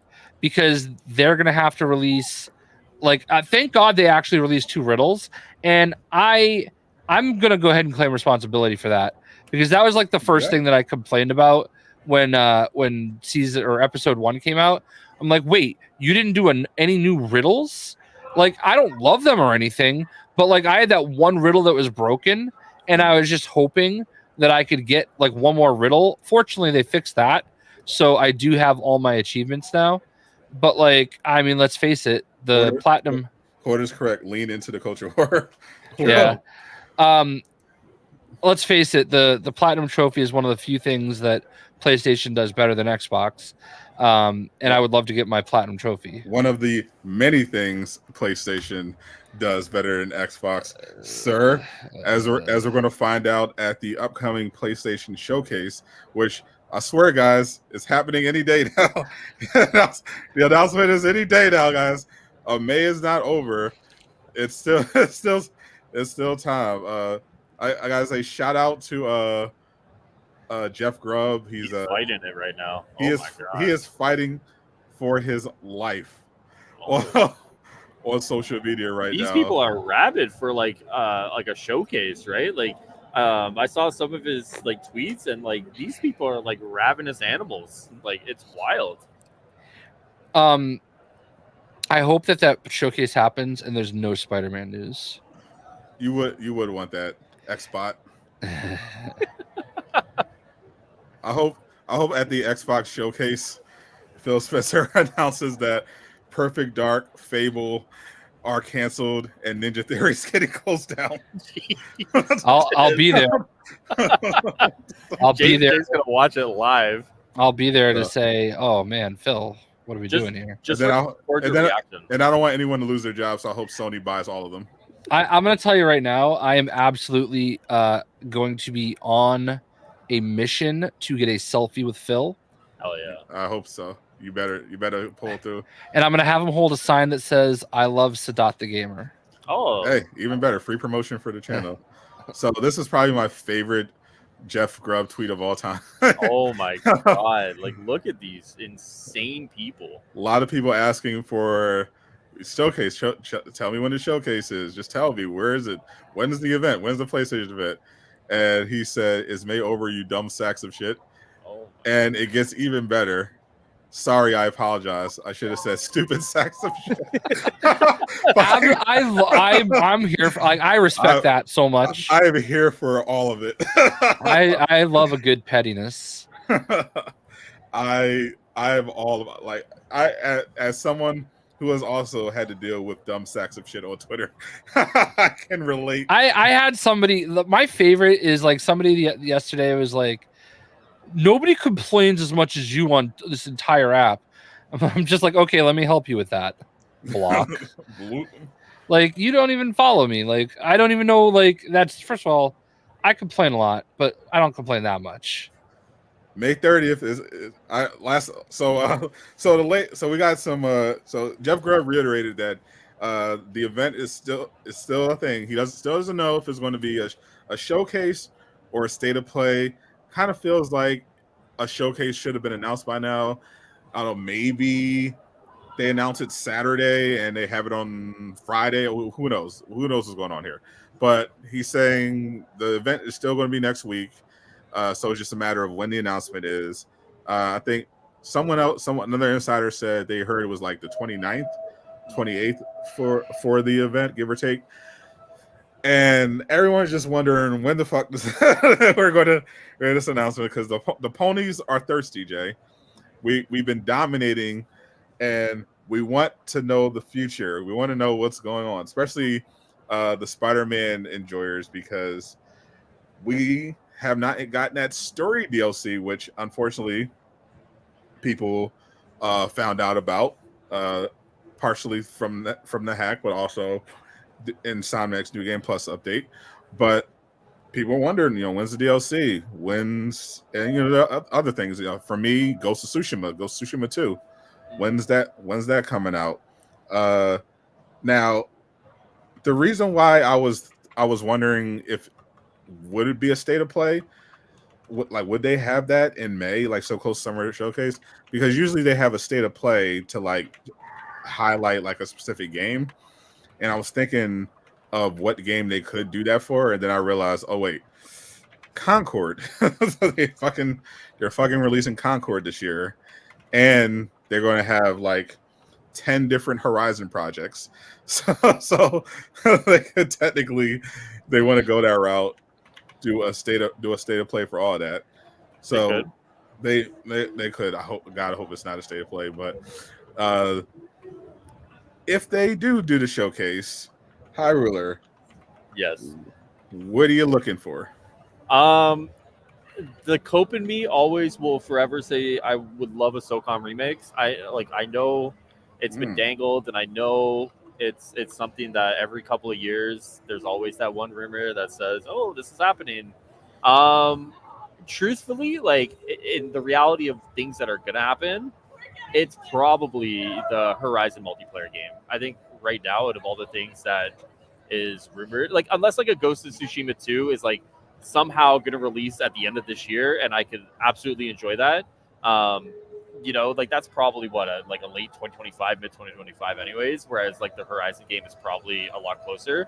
I'd probably look towards like the Horizon game, and kind of see what they're cooking over there. But outside of that, I have no idea. Which Horizon game? Holy shit! Oh, the multiplayer, the Monster Hunter one, not the Monster Lego Hunter one. Yeah, not the Lego one, or the Horizon Forbidden West. I mean, Horizon Zero Dawn remake, remaster. Oh my god, no! Yeah, Are no. we really like? I just can't believe they're doing a Lego game for Horizon. That was definitely a choice. I was not expecting that one. Like, I know they made a Lego set, and I was just thinking that maybe they were making another Lego set or something. But yeah, but full game. I think Sony just believes in that property so much, right? Yeah, like I feel like Sony believes in like two properties like a lot, like The Last of Us and like Horizon, right? Like, and like Horizon's getting the TV show treatment as well, right? Like they're like God of War and Horizon are getting shows. Yeah, I just feel like they're gonna double down on Horizon and like try to push it as much as they can because they believe in it so much, and they don't want to be caught up like Xbox with a hit show and nothing to push. Yeah, exactly. Yeah. So I can see that. Like if they do have the showcase, regardless, they're going to have Concord, because we also heard separately that Concord is going to be having a gameplay reveal in the next couple of weeks, and so far people have no idea what the fuck this game is. I've never even heard of this. I was gonna say. So I, as a true pony, remember everything that they showed. You keep calling yourself a pony. I'm gonna find you a mate here that's wearing a pony costume. Bring them on stream. I am a proud pony. I will rep it until I'm turned into glue. So I remember it was a brief trailer but it looked cool. It was like it kind of gave me like Starfield, like Flight of the Navigator vibes, and it was brief teaser. Didn't tell us really anything about what it was other than that like it's sci-fi related, and it's from Fire Sprite. They previously they did a first person space survivor thing before. They've done some cool stuff, but so far the only concrete things I know about this game is that it's live service multiplayer and it's inspired by Guardians of the Galaxy. Oh, Which definitely raised an eyebrow for me and got me intrigued. Because first I was like, Concord, is it live service? Is there like another Destiny? Or then when I heard Guardians of the Galaxy and Inspiration, I was like, okay, go on. yeah, it sounds Go on. So we have no idea what it is other than that. I mean, I hope it's like kind of an interesting third person, action deal. Like I'm thinking like people were similarly like kind of when they were showing off Helldivers 2 at those showcases and those state of plays. Is like Helldivers, okay, this looks cute, whatever. And I mean, then it became the fastest selling PlayStation game of all time. So don't count them out yet. They made a push before Big Jim left. They made a push. They were making a push to trying to get some live service games off the ground. Can we just to touch on that point, Sadot? I don't mean to segue too much here, but can we touch on Helldivers really quickly? Absolutely. JayShockblast, Jay hates it, so I love when we talk about Helldivers. Here's actually an interesting thing. JayShockblast months ago made a point that I think many people at the time probably had choice words for him. And Jay basically said there's going to come a time where the game's going to go downhill and the player numbers are going to dip and people aren't going to be interested anymore. And seemingly right now, we're actually at that point through a host of different things going on right now. Yeah. You can talk about Sony bungling everything and that causing a whole stir there. But also like Arrowhead too, and I know, Sadot, you play it more than I do, but Arrowhead has actually just nerfed a lot of things. Am I correct on that? It has made things a lot less fun. So Helldivers 2 has a lot of good qualities, has done a lot of great things. Balancing patches is not one of them. Yes. so I think so. The last thing they did was they dropped a new Warbond. They basically have to do a new one every week, a new one every month. It's basically their battle pass where they introduce new weapons, new gear, and cosmetics. And of course, you unlock it with the premium currency, but all the items on it you can only buy with medals, which you can only get by playing the game. So no paid shortcuts, which is great. So, but this latest Warbond, I got to say, was as a avid Helldivers 2 player, absolute dog shit. Yeah. There's only one viable weapon. It was basically a combination of two grenades that were really good. Well, one of them got nerfed, so it's shit now. And the other one was really good, the impact grenade. And they basically combined them into an impact incendiary grenade. Right. That's it. Like all the other guns they added were in that Warbond were just dog shit. And the weird thing is that it was like it had an Arctic theme. Like it was like this cold Arctic, theme with the Warbond. Not a single cryo weapon. Like there's nothing. Like it was nothing. And the other thing they do with the gear is that they basically just recycle the same perks. Like it'll just be like one armor with the same perks as all the other armors, but they'll just change the design or make it light, medium, heavy, or whatever. So people mostly have given them a pass on that because they mainly care about the weapons. But the weapons themselves, they'll buff some stuff and they'll have like some weapons like, oh, this is really good now. But then stuff that was really good, they'll nerf it and they'll bring that back down, and people are like, what the fuck? And so overall, there's still a lot of useless weapons in the game, and there are weapons that are really good that aren't nearly as good now, partially from design choice, but partially for bugs. Like there was the best new weapon they added in the previous War Bond, the one that came before this one, was called the Eruptor. It's a sniper rifle, single fire sniper rifle, but it has explosive rounds. It was a great weapon. Everyone loved it. So of course they decided to nerf it on the next balance update. But they said the only thing we're going to do is we're just going to reduce the magazine size from 12 to 6, and like that's it. And also we're just going to reduce the spread of the explosion a little bit, but that's it. And now the weapon is like way weaker. It's absolute shit. I can't use. I can't even use it anymore for the most part. Like cutting the ammo in half is kind of crazy. Yeah, I mean, it was a very powerful weapon. Like, don't get me wrong. Like, the drawback is that you can absolutely not fire this at close range. Right. Like, if you fire it at a close enemy, it will literally blow you backwards. Right. Because of the explosion. But as long as you were at a distance, you could literally take out 4 enemies at the same time with one shot. Yeah. With a sniper. It was really good.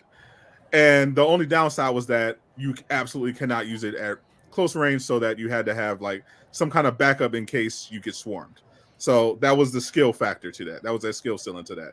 Had to make sure you didn't get in a situation where you couldn't use it. And I think they went way overboard, and now it's just dog shit. Yeah, it's interesting because I was actually I was looking at Helldivers 2 today because I was actually going to play it at this lovely event that I'm at. And I checked a couple of things, one being like the Twitch numbers, and then 2 being like the subreddit to get a vibe of where things are going. Right. And let me tell you, like, people just are very upset with the direction that game has gone in the last like 2 months. Like, people just are over it. The CEO actually stepped down. Yeah, he hired some other guy, right? Yeah. Now Jay's been hating from the start, but. To Jay's point though, like there is a little vindication there because people said like this is the game, right? Like, and it looked like for a while that this was the game, but then they do all these unforced errors and they don't know how to properly balance what they're saying. That was the problem. That's ultimate. It was unforced errors. Yeah, I'm not going to take any victory laps here because first of all, I don't want people to lose their jobs. Number 2, I think the game is fine.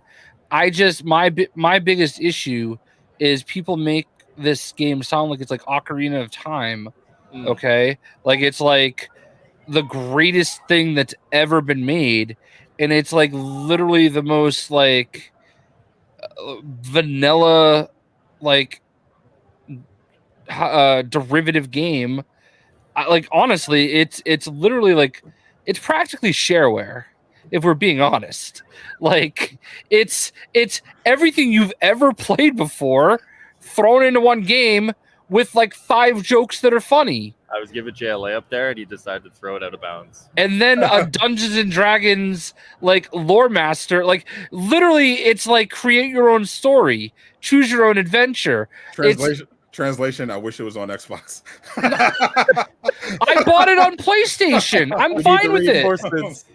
I would say the same thing if it was on Xbox. Like, what does it matter? Like, I don't care what console it's on. If it launched on Xbox, he'd be calling it Game of the Year. I absolutely would not. I've just never understood how people can like talk about gameplay loops and like not like being I'm bored. Like this is the same thing over and over again, and then load that game up and act like it's like the game of the year because like I understand that it's fun and I'm fine with that. If you like that gameplay loop, that's great. But like people make it seem like it's so much more than it is, and that's the part that just never made sense to me. I think the argument though is that what they did quite well, right? Like I think sure.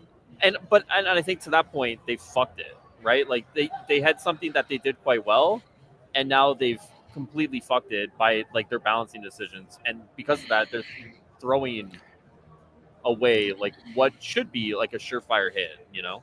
Yeah. Then the whole account linking controversy and the game still being delisted in all those other countries. Yeah, it just I don't get that. Like, so they walk it back. right? So they Right. say they walk it back, but they don't let those countries rebuy it. Yeah, that's essentially what happened. Like because people were wondering, like, did Steam do that, or Didn't Steam throw them under the bus and say no, it wasn't us? yeah, I'm like pretty that. sure, yeah. Like people assumed it was Steam, but then Steam said no, it's at the request of the publisher that it's still still delisted. So I don't know what the fuck is going on. I mean, the same thing happened with Ghost of Tsushima. Ghost of Tsushima released on PC, and they said ahead of time, hey, because of the Legends mode, you're going to need a PlayStation account, and even though they had the separate single player mode, because this has the multiplayer Legends mode, you're going to need the PlayStation account, letting you know ahead of time. Right. But it's also not for sale in those countries. Right. That PlayStation Network is not available. So that's just, and Ghost of Tsushima did extremely well in its debut, but people are wondering how much more would it have done with the extended access. And to that, I don't know why they don't just figure out a way to get just PlayStation in those countries if it's that important to. I understand some executive wants to be able to say, hey, look at these PlayStation Network numbers, but it feels kind of counterintuitive if your goal going forward is to get more and more games on PC on PlayStation to try to tap into that ecosystem. Like eventually you're gonna have to understand that the PC market is very different from the console market, and you're going to have to adjust your strategy and how you deal with it. Now, here's a question for you. Like, since we're talking about the PlayStation, I haven't heard this yet, but I saw a tweet by Bam Adebayo. Did I say it right? Yes, you did. Okay. It got retweeted by Cornell from WWE Games, Yeah. and because he's a big Miami Heat fan, and it was him retweeting somebody posting a picture of his PS2 with a bunch of games, saying that they're all about to be playable on PS5. Is that something you've heard? I have not heard that. Hold on, let me see if I can find the tweet. I've seen that, been posting around. Because I made a tweet basically saying, Tony, if you're gonna do that, I want SOCOM too. That is something that's being talked about. That PS2 backwards emulation is on the way for PS5. Oh, that's an interesting thing. So dang, why can't I want SOCOM 2 with network capabilities if that's the case. See, all the old games that I want to play, I don't think I'd be able to. I would love, I definitely would love some Crash, but I don't know, the games that I really want to be able to play whenever I want are like Matrix Path to Neo and Fable 2. The Matrix one is it feels like that's a deep cut there. It I'm a bit of a gaming hipster myself, but I was a big fan of the Neo. There's a tweet I see. I had that Spider-Man game.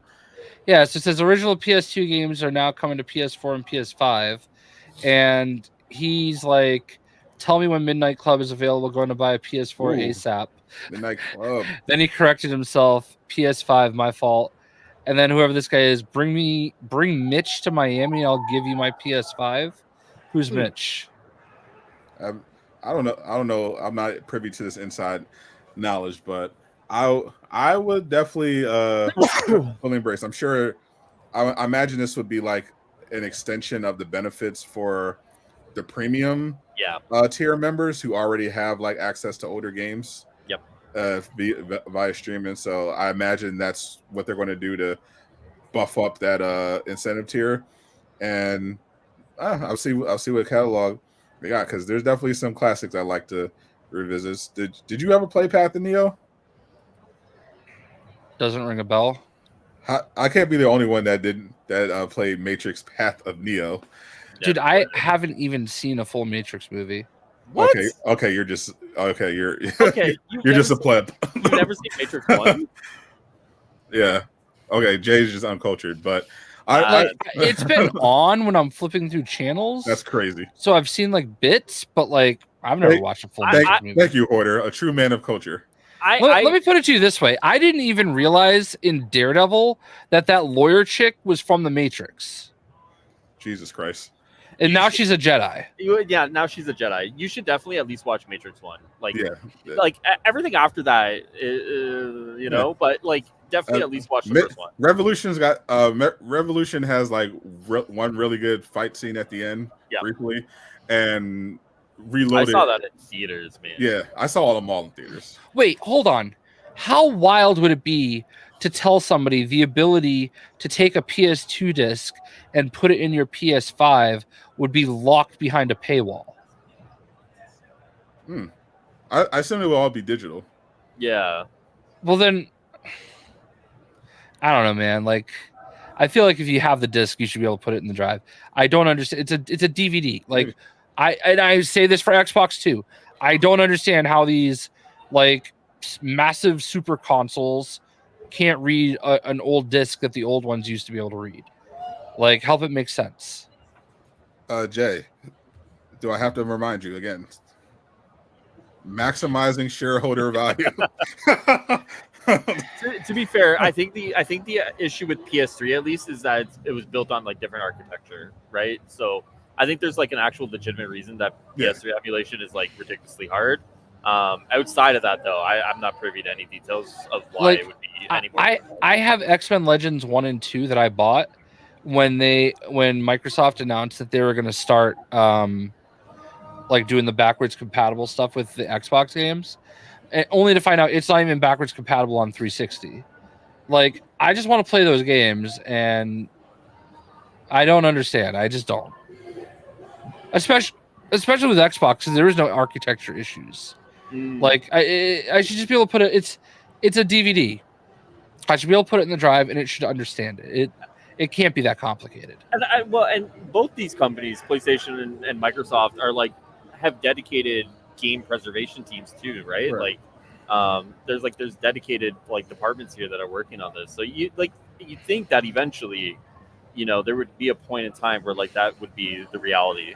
And for what it's worth, Xbox has exponentially done a better job at that than PlayStation, because there are a ton of games in the background. Hold on, sorry.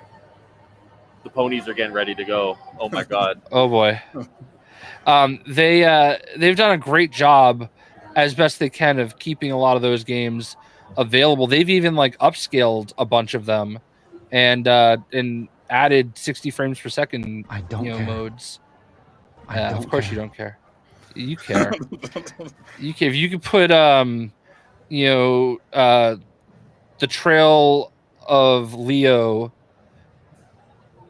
on. Are you having a stroke? What are you talking about? I was making fun of your game. If they could put that on PlayStation, Jay, you'd be excited. Jay, making fun of one of the best movies ever created is not the dunk that you think it is. I mean, maybe you could say it like that, but I think it is. It's a cultural phenomenon. You know, it's a cultural phenomenon.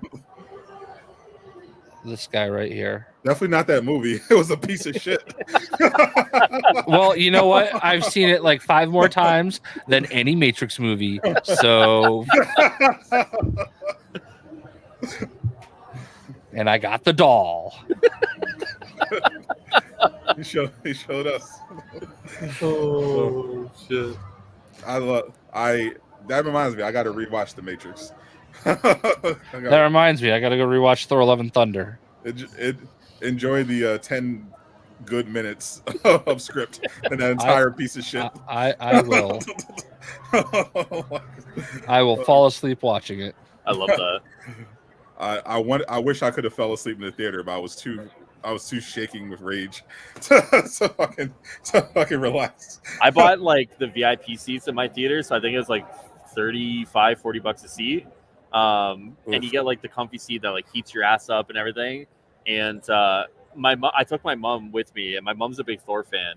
I think she's actually just more attracted to Chris Hemsworth than actually a fan of Thor. That's probably what it is. And we finished the movie, and she looks at me, and she's like, "I didn't like that." And I was like, "What?" She's like, "I did not like that movie at all." And I was like, That might have been the first time I've ever like heard my mom actually say she didn't like a Marvel movie, and I don't think she's ever actually watched it after that. It's not even Chris Hemsworth's body could like save that movie for her.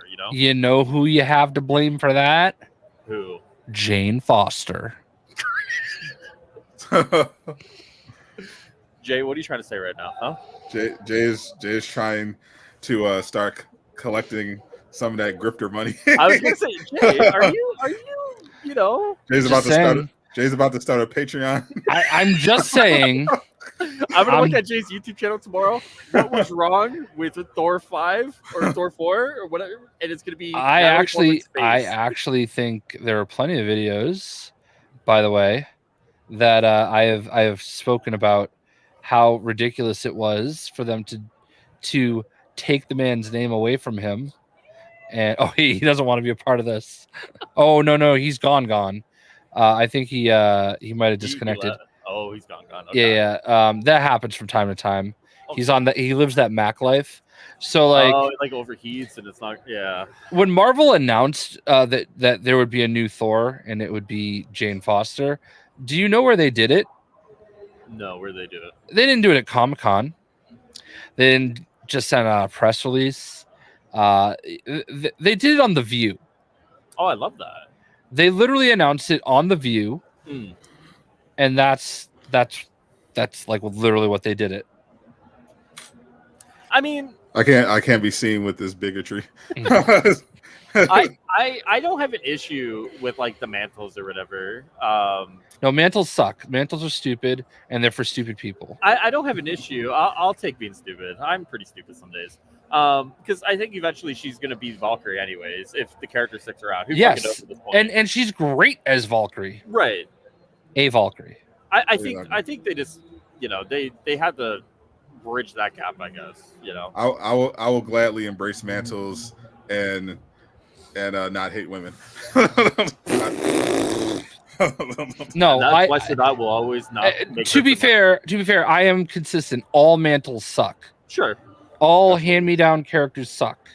Like I'm like, all right, you can get away with doing it every once in a while. There are some stories where it makes sense. Saying that you are no longer the name that you were birthed as because the Hammer doesn't like you anymore isn't one of them. Like if they had just said it, the literal difference is calling her Thor and saying she has the power of Thor literally makes or breaks the difference. Because if you said, oh, she has the power of Thor, then fine, that's what the Hammer literally says. Whoever is deemed worthy shall possess the power of Thor. Who is Thor? It is that guy. You've got his power, but you're not Thor. That was always my point. It was stupid, and they tried to rewrite the Hammer. Why does it feel like Jay's about to change his thumbnail to red text and a picture of Brie Larson and that woke meme lady? Captain Marvel. Captain Marvel is a great example of a mantle that changed that worked, because Captain Marvel died years ago, was unused, and like she just evolved into it. That's a lot different than like saying, oh, here's this guy and we're gonna take his hammer, where it says that all you have to have the shock ring. That's pretty good. The shock ring is pretty good. The shock ring is amazing. That's Jay's new channel name. Like, you've got the hammer literally did the work for them. If you are deemed worthy, you'll possess his power, not his name. That's all I'm saying. Is just make it make sense. Do a better job writing. Like, I could have cared less if they gave her the power of Thor. Just don't say, "Oh, you're Thor now," and this guy is now. What was it? He was just the Odinson. Took the man's name. You're just your father's son now. It should be Dr. Jane Foster. Yeah, so like there are mantles that are just, it's stupid. Like, I don't know. I see your point. Like I see where you're coming at it from. and I don't necessarily disagree. It can be annoying, especially if you're. That is 100% not true. Yeah, What? he was actually a big Miles Morales enjoyer. Guys, he only hates women. Like, Yes, he loves Miles Morales. True. Spider-Man. Limited edition. Limited edition. Jay was actually fighting the good fight for the Adidas costume. Yeah, so, absolutely. Absolutely. So you cannot fat call Jay racist. He has black action figures. So. To be fair, I don't hate it when they call Miles Spider-Man. I hate it when they call anybody that's not Peter Parker Spider-Man. There you go. Give them all their own name. I actually think it's a disservice that Miles is Spider-Man. I think we've had this discussion before. I think it would be so much better for him to have his own identity. Yep. I hate the Spider-Verse is lazy though. It's just like, oh, let's just keep giving everybody a Spider-Man suit. You know who's a Spider-Man now? Nightcrawler. Damn right. Nightcrawler is wearing a Spider-Man suit. By Odin's fade. What are we by Odin's fade? What are we doing here?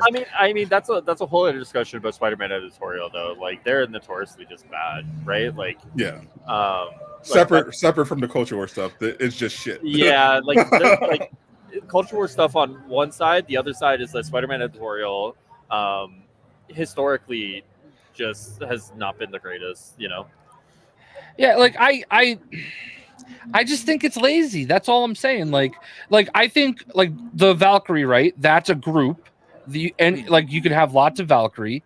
Yep. And I think when Jane Foster died and became a Valkyrie, I actually think that was so much of a better story for her. Right. And her power set was so much better. Like the way that they handled that in the comics, it was really well written. And I don't even think that her having the power of Thor was not, I don't think that was like a bad story per se. It's just a little itty bitty thing where they're like, oh, she's Thor, instead of just letting her possess the power of Thor, like the hammer says. It's such a stupid thing to like, but I don't know. Do you get on The View that way if you say, oh, Thor's a girl now? You know what I mean? I don't know. Yes. Yeah, it all comes back to Jay. Yeah. I listen. I will not take any hater slander from Highruler of all people. Why? Wait, why? Notorious woman hater. Make sure you donate to Jay's Patreon and sign his petition to keep. Is that not the running joke in your chat? No, not anymore. Not since I've been tied down. Now he has an actual girlfriend. Yeah. Your lore is outdated, Jay. It's a little outdated. Yeah, so we don't joke about Highruler hating women now. We joke about Highruler getting pegged by a woman. Listen, it makes everything slide out a lot easier. I'll never have an issue. Is that your wedding ring? It is. Jay knows all about what I go through at night. Why is it black? I have a black wedding ring. Have you never seen one? I've never seen a black wedding ring. No. Are those you will now see them everywhere. Yeah, those are like they're not rubber, but they're like oh god. This one is silicone. I did have one that was lost at the airport that when I was going to that WWE event apparently fell off my hand and they never found it. And I cried in front of an entire airplane full of people. I'm definitely out of touch in the wedding community. I did not know that cock rings were in. I guarantee you, you are going to see nothing but black wedding rings. Tungsten. That's what it was. Yeah, my brother has one of those as well. They're it's like a really popular alternative. Yeah, you will see them everywhere. I don't know. I like it more than I don't like the gold. I don't know. It's just not for me. So Jay went black and never went back. Checks out. Fair. I mean, every Friday night. That's the one thing we appreciate about Jay. He's very open-minded, except for women. Listen, not the breadwinner. okay with it. That is true. Literally the housewife of this relationship. He is literally an ally. I love that. He is a true progressive. Yes, I can literally sit here more so than most people. I believe I believe Jay definitely is the living embodiment of that new TikTok trend, drizzle. I don't even know what that means. That doesn't come across my timeline. It's the funniest thing I saw this week actually. There's this whole movement of men who are basically acting like gold diggers for the meme, and they demand that women take care of them and pay for everything. Well, They call it their soft. Their soft. Sprinkle, not drizzle. Honestly, that's the female version. Honestly, I feel like Jay should. The male version is drizzle. This is like Jay's perfect opportunity to like cater to that group of people who want that style of content, right? Listen. All I want to do is make videos straight up. Know your place is what Jay would say. I didn't say that. You said that. I just want to make my straight up videos the way I always have, and just have people watch them because they enjoy listening to great things about the characters in the games. I personally love when I think my favorite. I know he hates them, but I wish Jay would just do kind of a compilation of his best rage moments. Oh my god, yes, please. I would fucking watch that on a loop. It happens so infrequently. That's what makes them funny. Yeah. I don't know. Because Jay's usually, hey, I'm JayShockblast. What's happening, guys? Playing his rock music. And then every once in a while, a game will come along, and he's like, "What the fuck, man?" If you want some good entertainment, go into my channel and watch the one time I played Cuphead the day it came out. Oh my god! One of the best videos on YouTube. I'm not even joking. Yeah, the first time I played, you can watch me rage for about 30 minutes, and then uninstall and end the stream. There was that one, and then recently, like a couple months ago, my chat made me watch Jay play the OLT. And oh my god! Oh god, that was epic. The first time running the OLT in Marvel's Avengers. Oh my god! That was a heater. My Avengers heater was definitely when the Monica mission came out. And this was the IP address gate when they doxed all the PlayStation players. I ran it for 2 straight hours instead of streaming the game. I was reacting in real time to other Twitter updates. I was going off. That was over because I remember just being so annoyed. What do we think here? These are his PlayStation Showcase predictions. We're getting serious now. We're serious. I'm the resident Sony expert, so I can judge this. Yes. All right, PlayStation Showcase productions. It's predictions. Off to a bad start. All right, Horizon Zero Dawn. I'm guessing that would be the remake.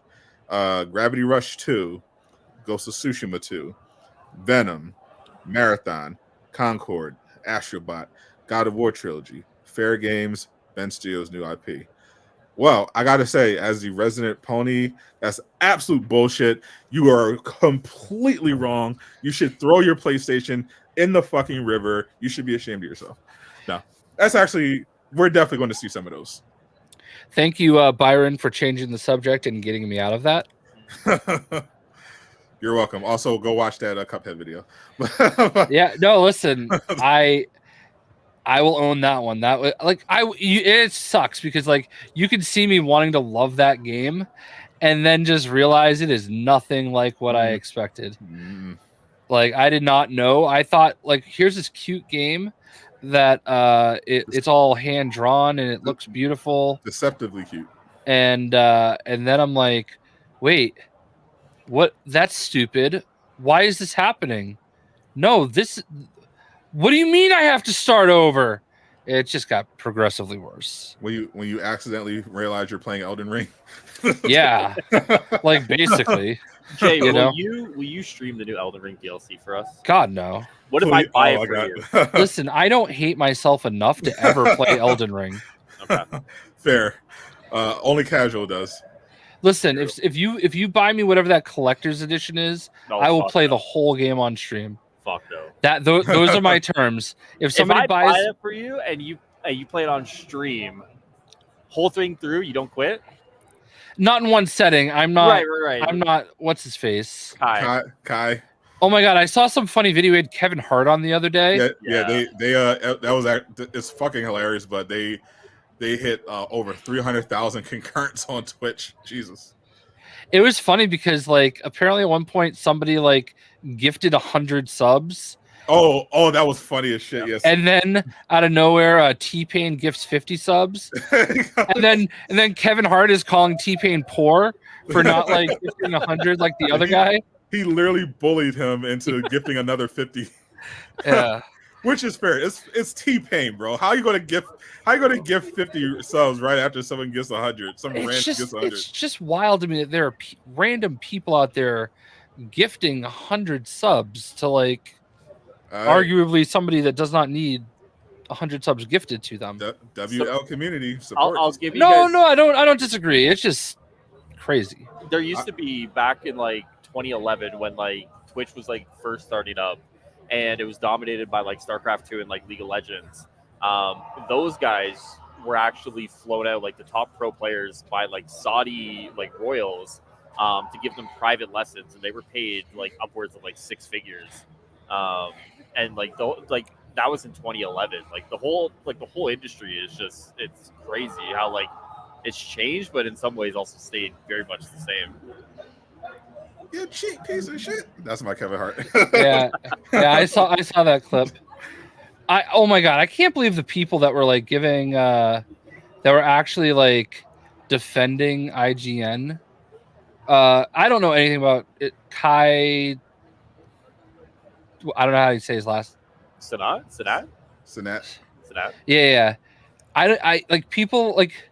It makes no sense that IGN like tweet that went out that they got scared. They got deleted after they got dunked on for 12 straight hours. Yeah, like who started a riot? Like, well, why would you mention that? Yeah, literally had absolutely nothing to fucking do with the story. That was like 10 months ago. Yeah, and that's what I mean. Like the most charitable aspect you can give them there is that like that's the most mainstream Kai's probably ever been in the news for a lot of people, right? So maybe they're trying to like link it there, but to that point, it still doesn't matter to the story you're trying to tell. He's the most watched streamer on Twitch. Yeah, and then they followed it up right after that by saying he also threw a controller.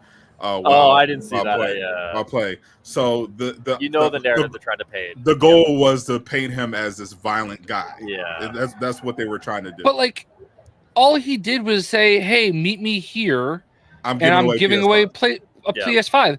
And like, listen, I understand. It's absolutely not his fault. New York is a lawless shithole.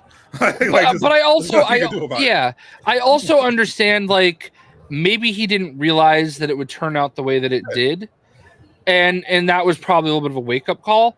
Yep. But also at the same time, like, give me a break. Like that's not a normal thing, and he's not like that. Obviously, wasn't his intention. Mm-hmm. Yeah, you know, it sucks that it went down the way that it did. But that's like the way it is. You know, what are you gonna do? It's tough because like I feel like to that point he has such a standard held to him, right? I was right. I can say that too because I used to live in New York. So I love New York City to death. I'm going back this year. But let me tell you what. When I went down to get Spider-Man 2 at that shop, I could not wait to get the fuck out. Like I was down near Cornell, I think. I think one of the big colleges in New York City.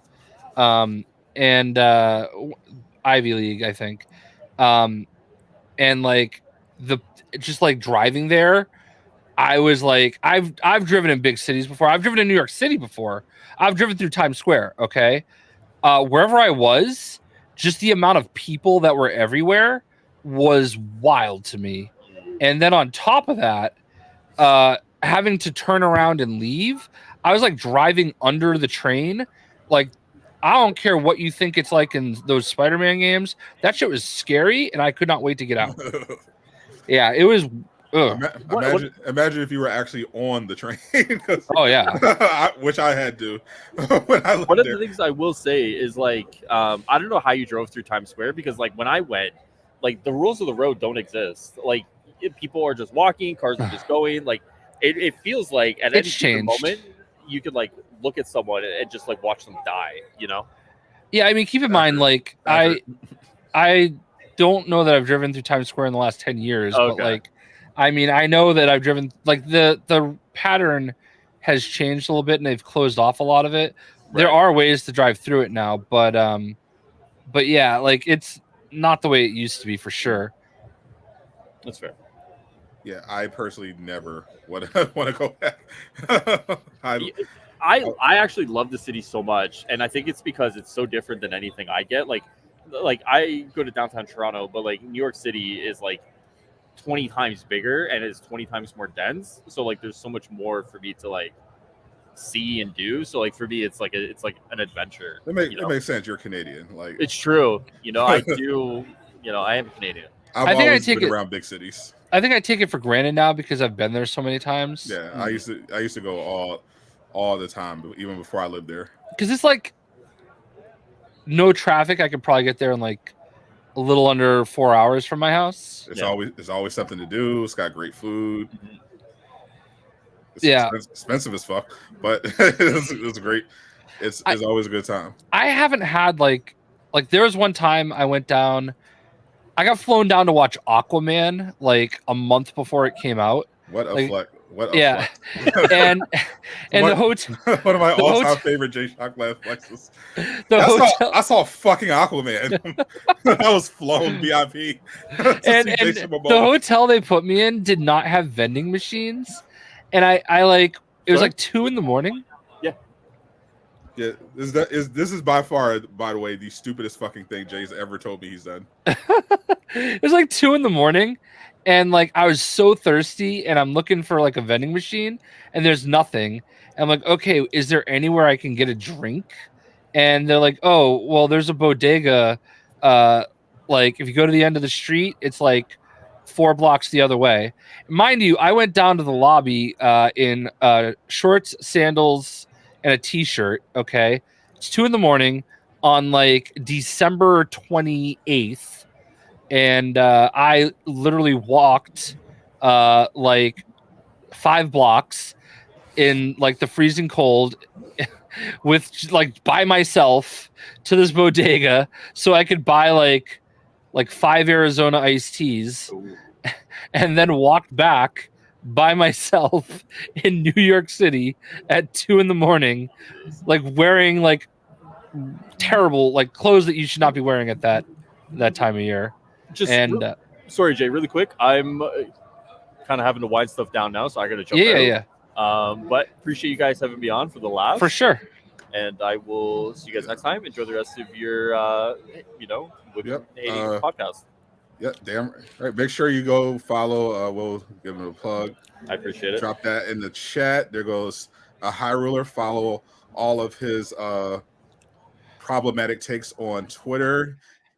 He's also a YouTuber. A lot of you may remember him from the Avengers days. He still makes YouTube videos. Mainly shitting on Suicide Squad, but he's much better on Twitter because you don't have to listen to him. That is true. You can enjoy all the Highruler takes without actually hearing his voice. But if for whatever reason you want to hear his voice and see his stupid face, he is on YouTube, Highruler, and Twitch as well. He streams on Twitch and he makes hateful uploads on YouTube. So we appreciate Highruler dropping by. Shout out to him. Hope he makes it out of that anime convention alive. Yeah. Well, that was unexpected. That was something that came together like 15 minutes before the show, maybe a half hour before the show. That's what we do best. Yeah. So we wing it. I was literally streaming. I was streaming Suicide Squad, and I was like, I looked at the time, like, oh, it's about 6:00. I guess I should start some show prep for this 8:00 show. my wife and I went out for hibachi, and I came home and was ready to have that food coma. And then I opened my eyes, and it was like 10 minutes before the show, and I'm like, I should probably go piss because I don't want to do it during the show. We're actually kind of same. Like I got off the stream bright and early, 6:00. I was like, I'm going to get off the stream at 6:00. That gives me 2 hours of show prep, and I can relax. So instead, I ordered chicken wings, ate those, came up at about watch some anime. Came up at about 7:30. It was like, all right, let's set up the stream. I was like, let's see what we got. Let's see what we got cooking. And look, it came out a masterpiece. Of course, because that's all you need to do is stick a microphone in our face, and we'll figure it out. Professional broadcasters. Yeah. Speaking of anime, you caught up on shout out Nava Flow and Solo Leveling. Great anime. I believe the current season is definitely over, but I think they're doing a part 2. I got to see when they're going to do the second half. I think Solo Leveling might be one of those 24 episode first season things where they just split them up into 2, but can't wait. If you enjoy Solo Leveling, the new Solo Leveling of 2024 is Kaiju number 8. I definitely would recommend hopping on that one immediately if you enjoy Solo Leveling, because Kaiju number 8 is amazing, as JayShockblast can attest. The returning franchise. Oh, so we just got some more PlayStation predictions from you got Beyond Good and Evil returning. Interesting. I know the one thing we like to troll the ponies with is Bloodborne remake. One of these days, that Bloodborne remake, it's definitely going to happen. Why don't they just make another one? Why make a new one when you can remake an old one? It's basic math, Jay. Yep, can vouch for Go-Go Loser Rangers. Absolutely fire anime as well. But oh yeah, like as much as we talk about Ghost of Tsushima 2, and we definitely want that, I would definitely not say no to another Infamous or Sly Cooper game. Infamous was, I don't know. People like Infamous way more than I did.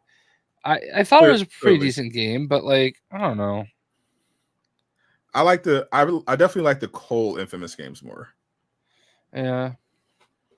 But I do enjoy them, and I would love to see what they can do with the Infamous game now. But in the meantime, I'm perfectly satisfied with a Ghost of Tsushima 2 because that they nailed that one as Jay gestures to his Jin Sakai statue.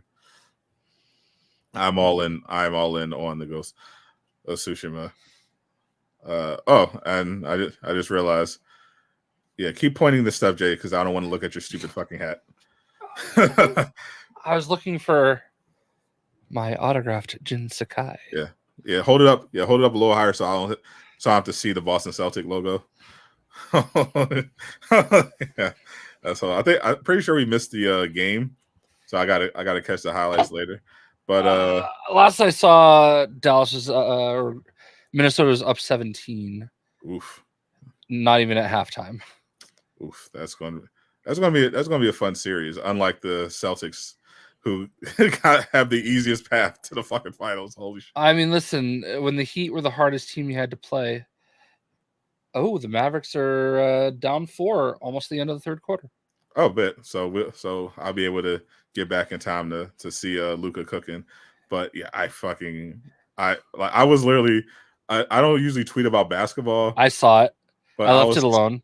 I was so fucking triggered watching the Pacers play. I had to say something. What's wild is that after you tweeted that, they got it down to like within 4. I think they even took the lead at one point.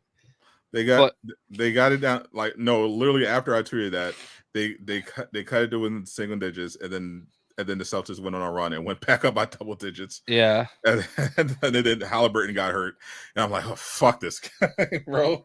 Like, I knew that it was going to happen because obviously the Celtics, experts at self-sabotage, always play down to their competition. Always, Yep. Always I've said that all along.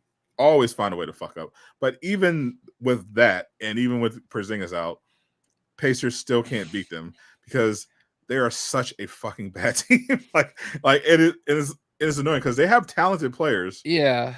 But they're all flawed. Like, Siakam is a really good player, but he's like ideally your third best player on a championship team. And Halliburton on some nights is like a top 5 player. And other nights he's Ben Simmons without the defense or the size. So it's like, and then they're so poorly coached. Like I was sitting there about to punch the fucking wall because they couldn't even understand basic spacing. Like they're literally running into each other, because their entire offense is they dribble it up court. If Halliburton's in, he tries to run a high pick and roll into a step back 3. If that's not open, he just swings it and then someone will dribble the baseline, running around in a circle, try to hand it off to somebody else. And if all else fails, they just throw it down to Siakam and he'll take a mid-range fadeaway. It's fucking dog shit. I didn't see them run a single play the entire fucking game. Here's my favorite thing, and I don't know if we've really talked about this from game 1. I rage quit with 10 seconds left because I thought the Celtics were in the penalty and they fouled with 10 seconds left after a stupid, terrible play. And I was like, fuck, game's over. They're just going to hit a free throw. It's over. No. And I didn't realize they were in the penalty. So, they inbound the ball, stupid, inbound, and knocks it away. So here's the thing. You are up by 3. Okay? You're in the penalty. Why did you even let Jaylen Brown take that shot? He's shooting 60% from the free throw line. Like you saw, I think it was Siakam that was on him. And you see him like expertly get out of the way and let him take that 3. Why wouldn't you just foul him and put him at the line to take 2 shots? Because that would be the smart play. That would be the IQ basketball play. Like, I just don't understand. Like, all you had to do is foul the inbound and just let him go to the line and then play the foul game. Like, that's where the coaching, like, because I was like, I felt like it was going, like, because I was hearing people say, "Oh, Rip Carlisle is such a bad coach." I remember vividly he used to be I feel like he used to be a good coach. I don't know what's going on, but he's a terrible fucking coach right now. I don't understand what they're doing. Excuse me, I had a random yawn come there. I will say that, like, I watch Aaron Nesmith play, and I'm like, oof. Maybe if we didn't trade him, I think he's gonna be a good player. But then I remember that's how we got Malcolm Brogdon, and that's how we got Drew Holiday, who it's funny though, because like when they get into the clutch like situations, the Celtics, like when they play D, they decide, all right, we got to lock it down.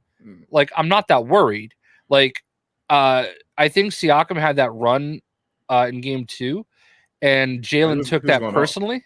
Yeah, he was going off, but I knew that wasn't stable because I'm like, bro, it's fucking. He's just taking contested mid-range shots. Like, that's not going to fly, especially if the Celtics are hitting 3s. Yeah, and then Jaylen took that personally and came in after halftime and like said, "I'm on Siakam," and just shut him down. Yeah, because Siakam has no footwork.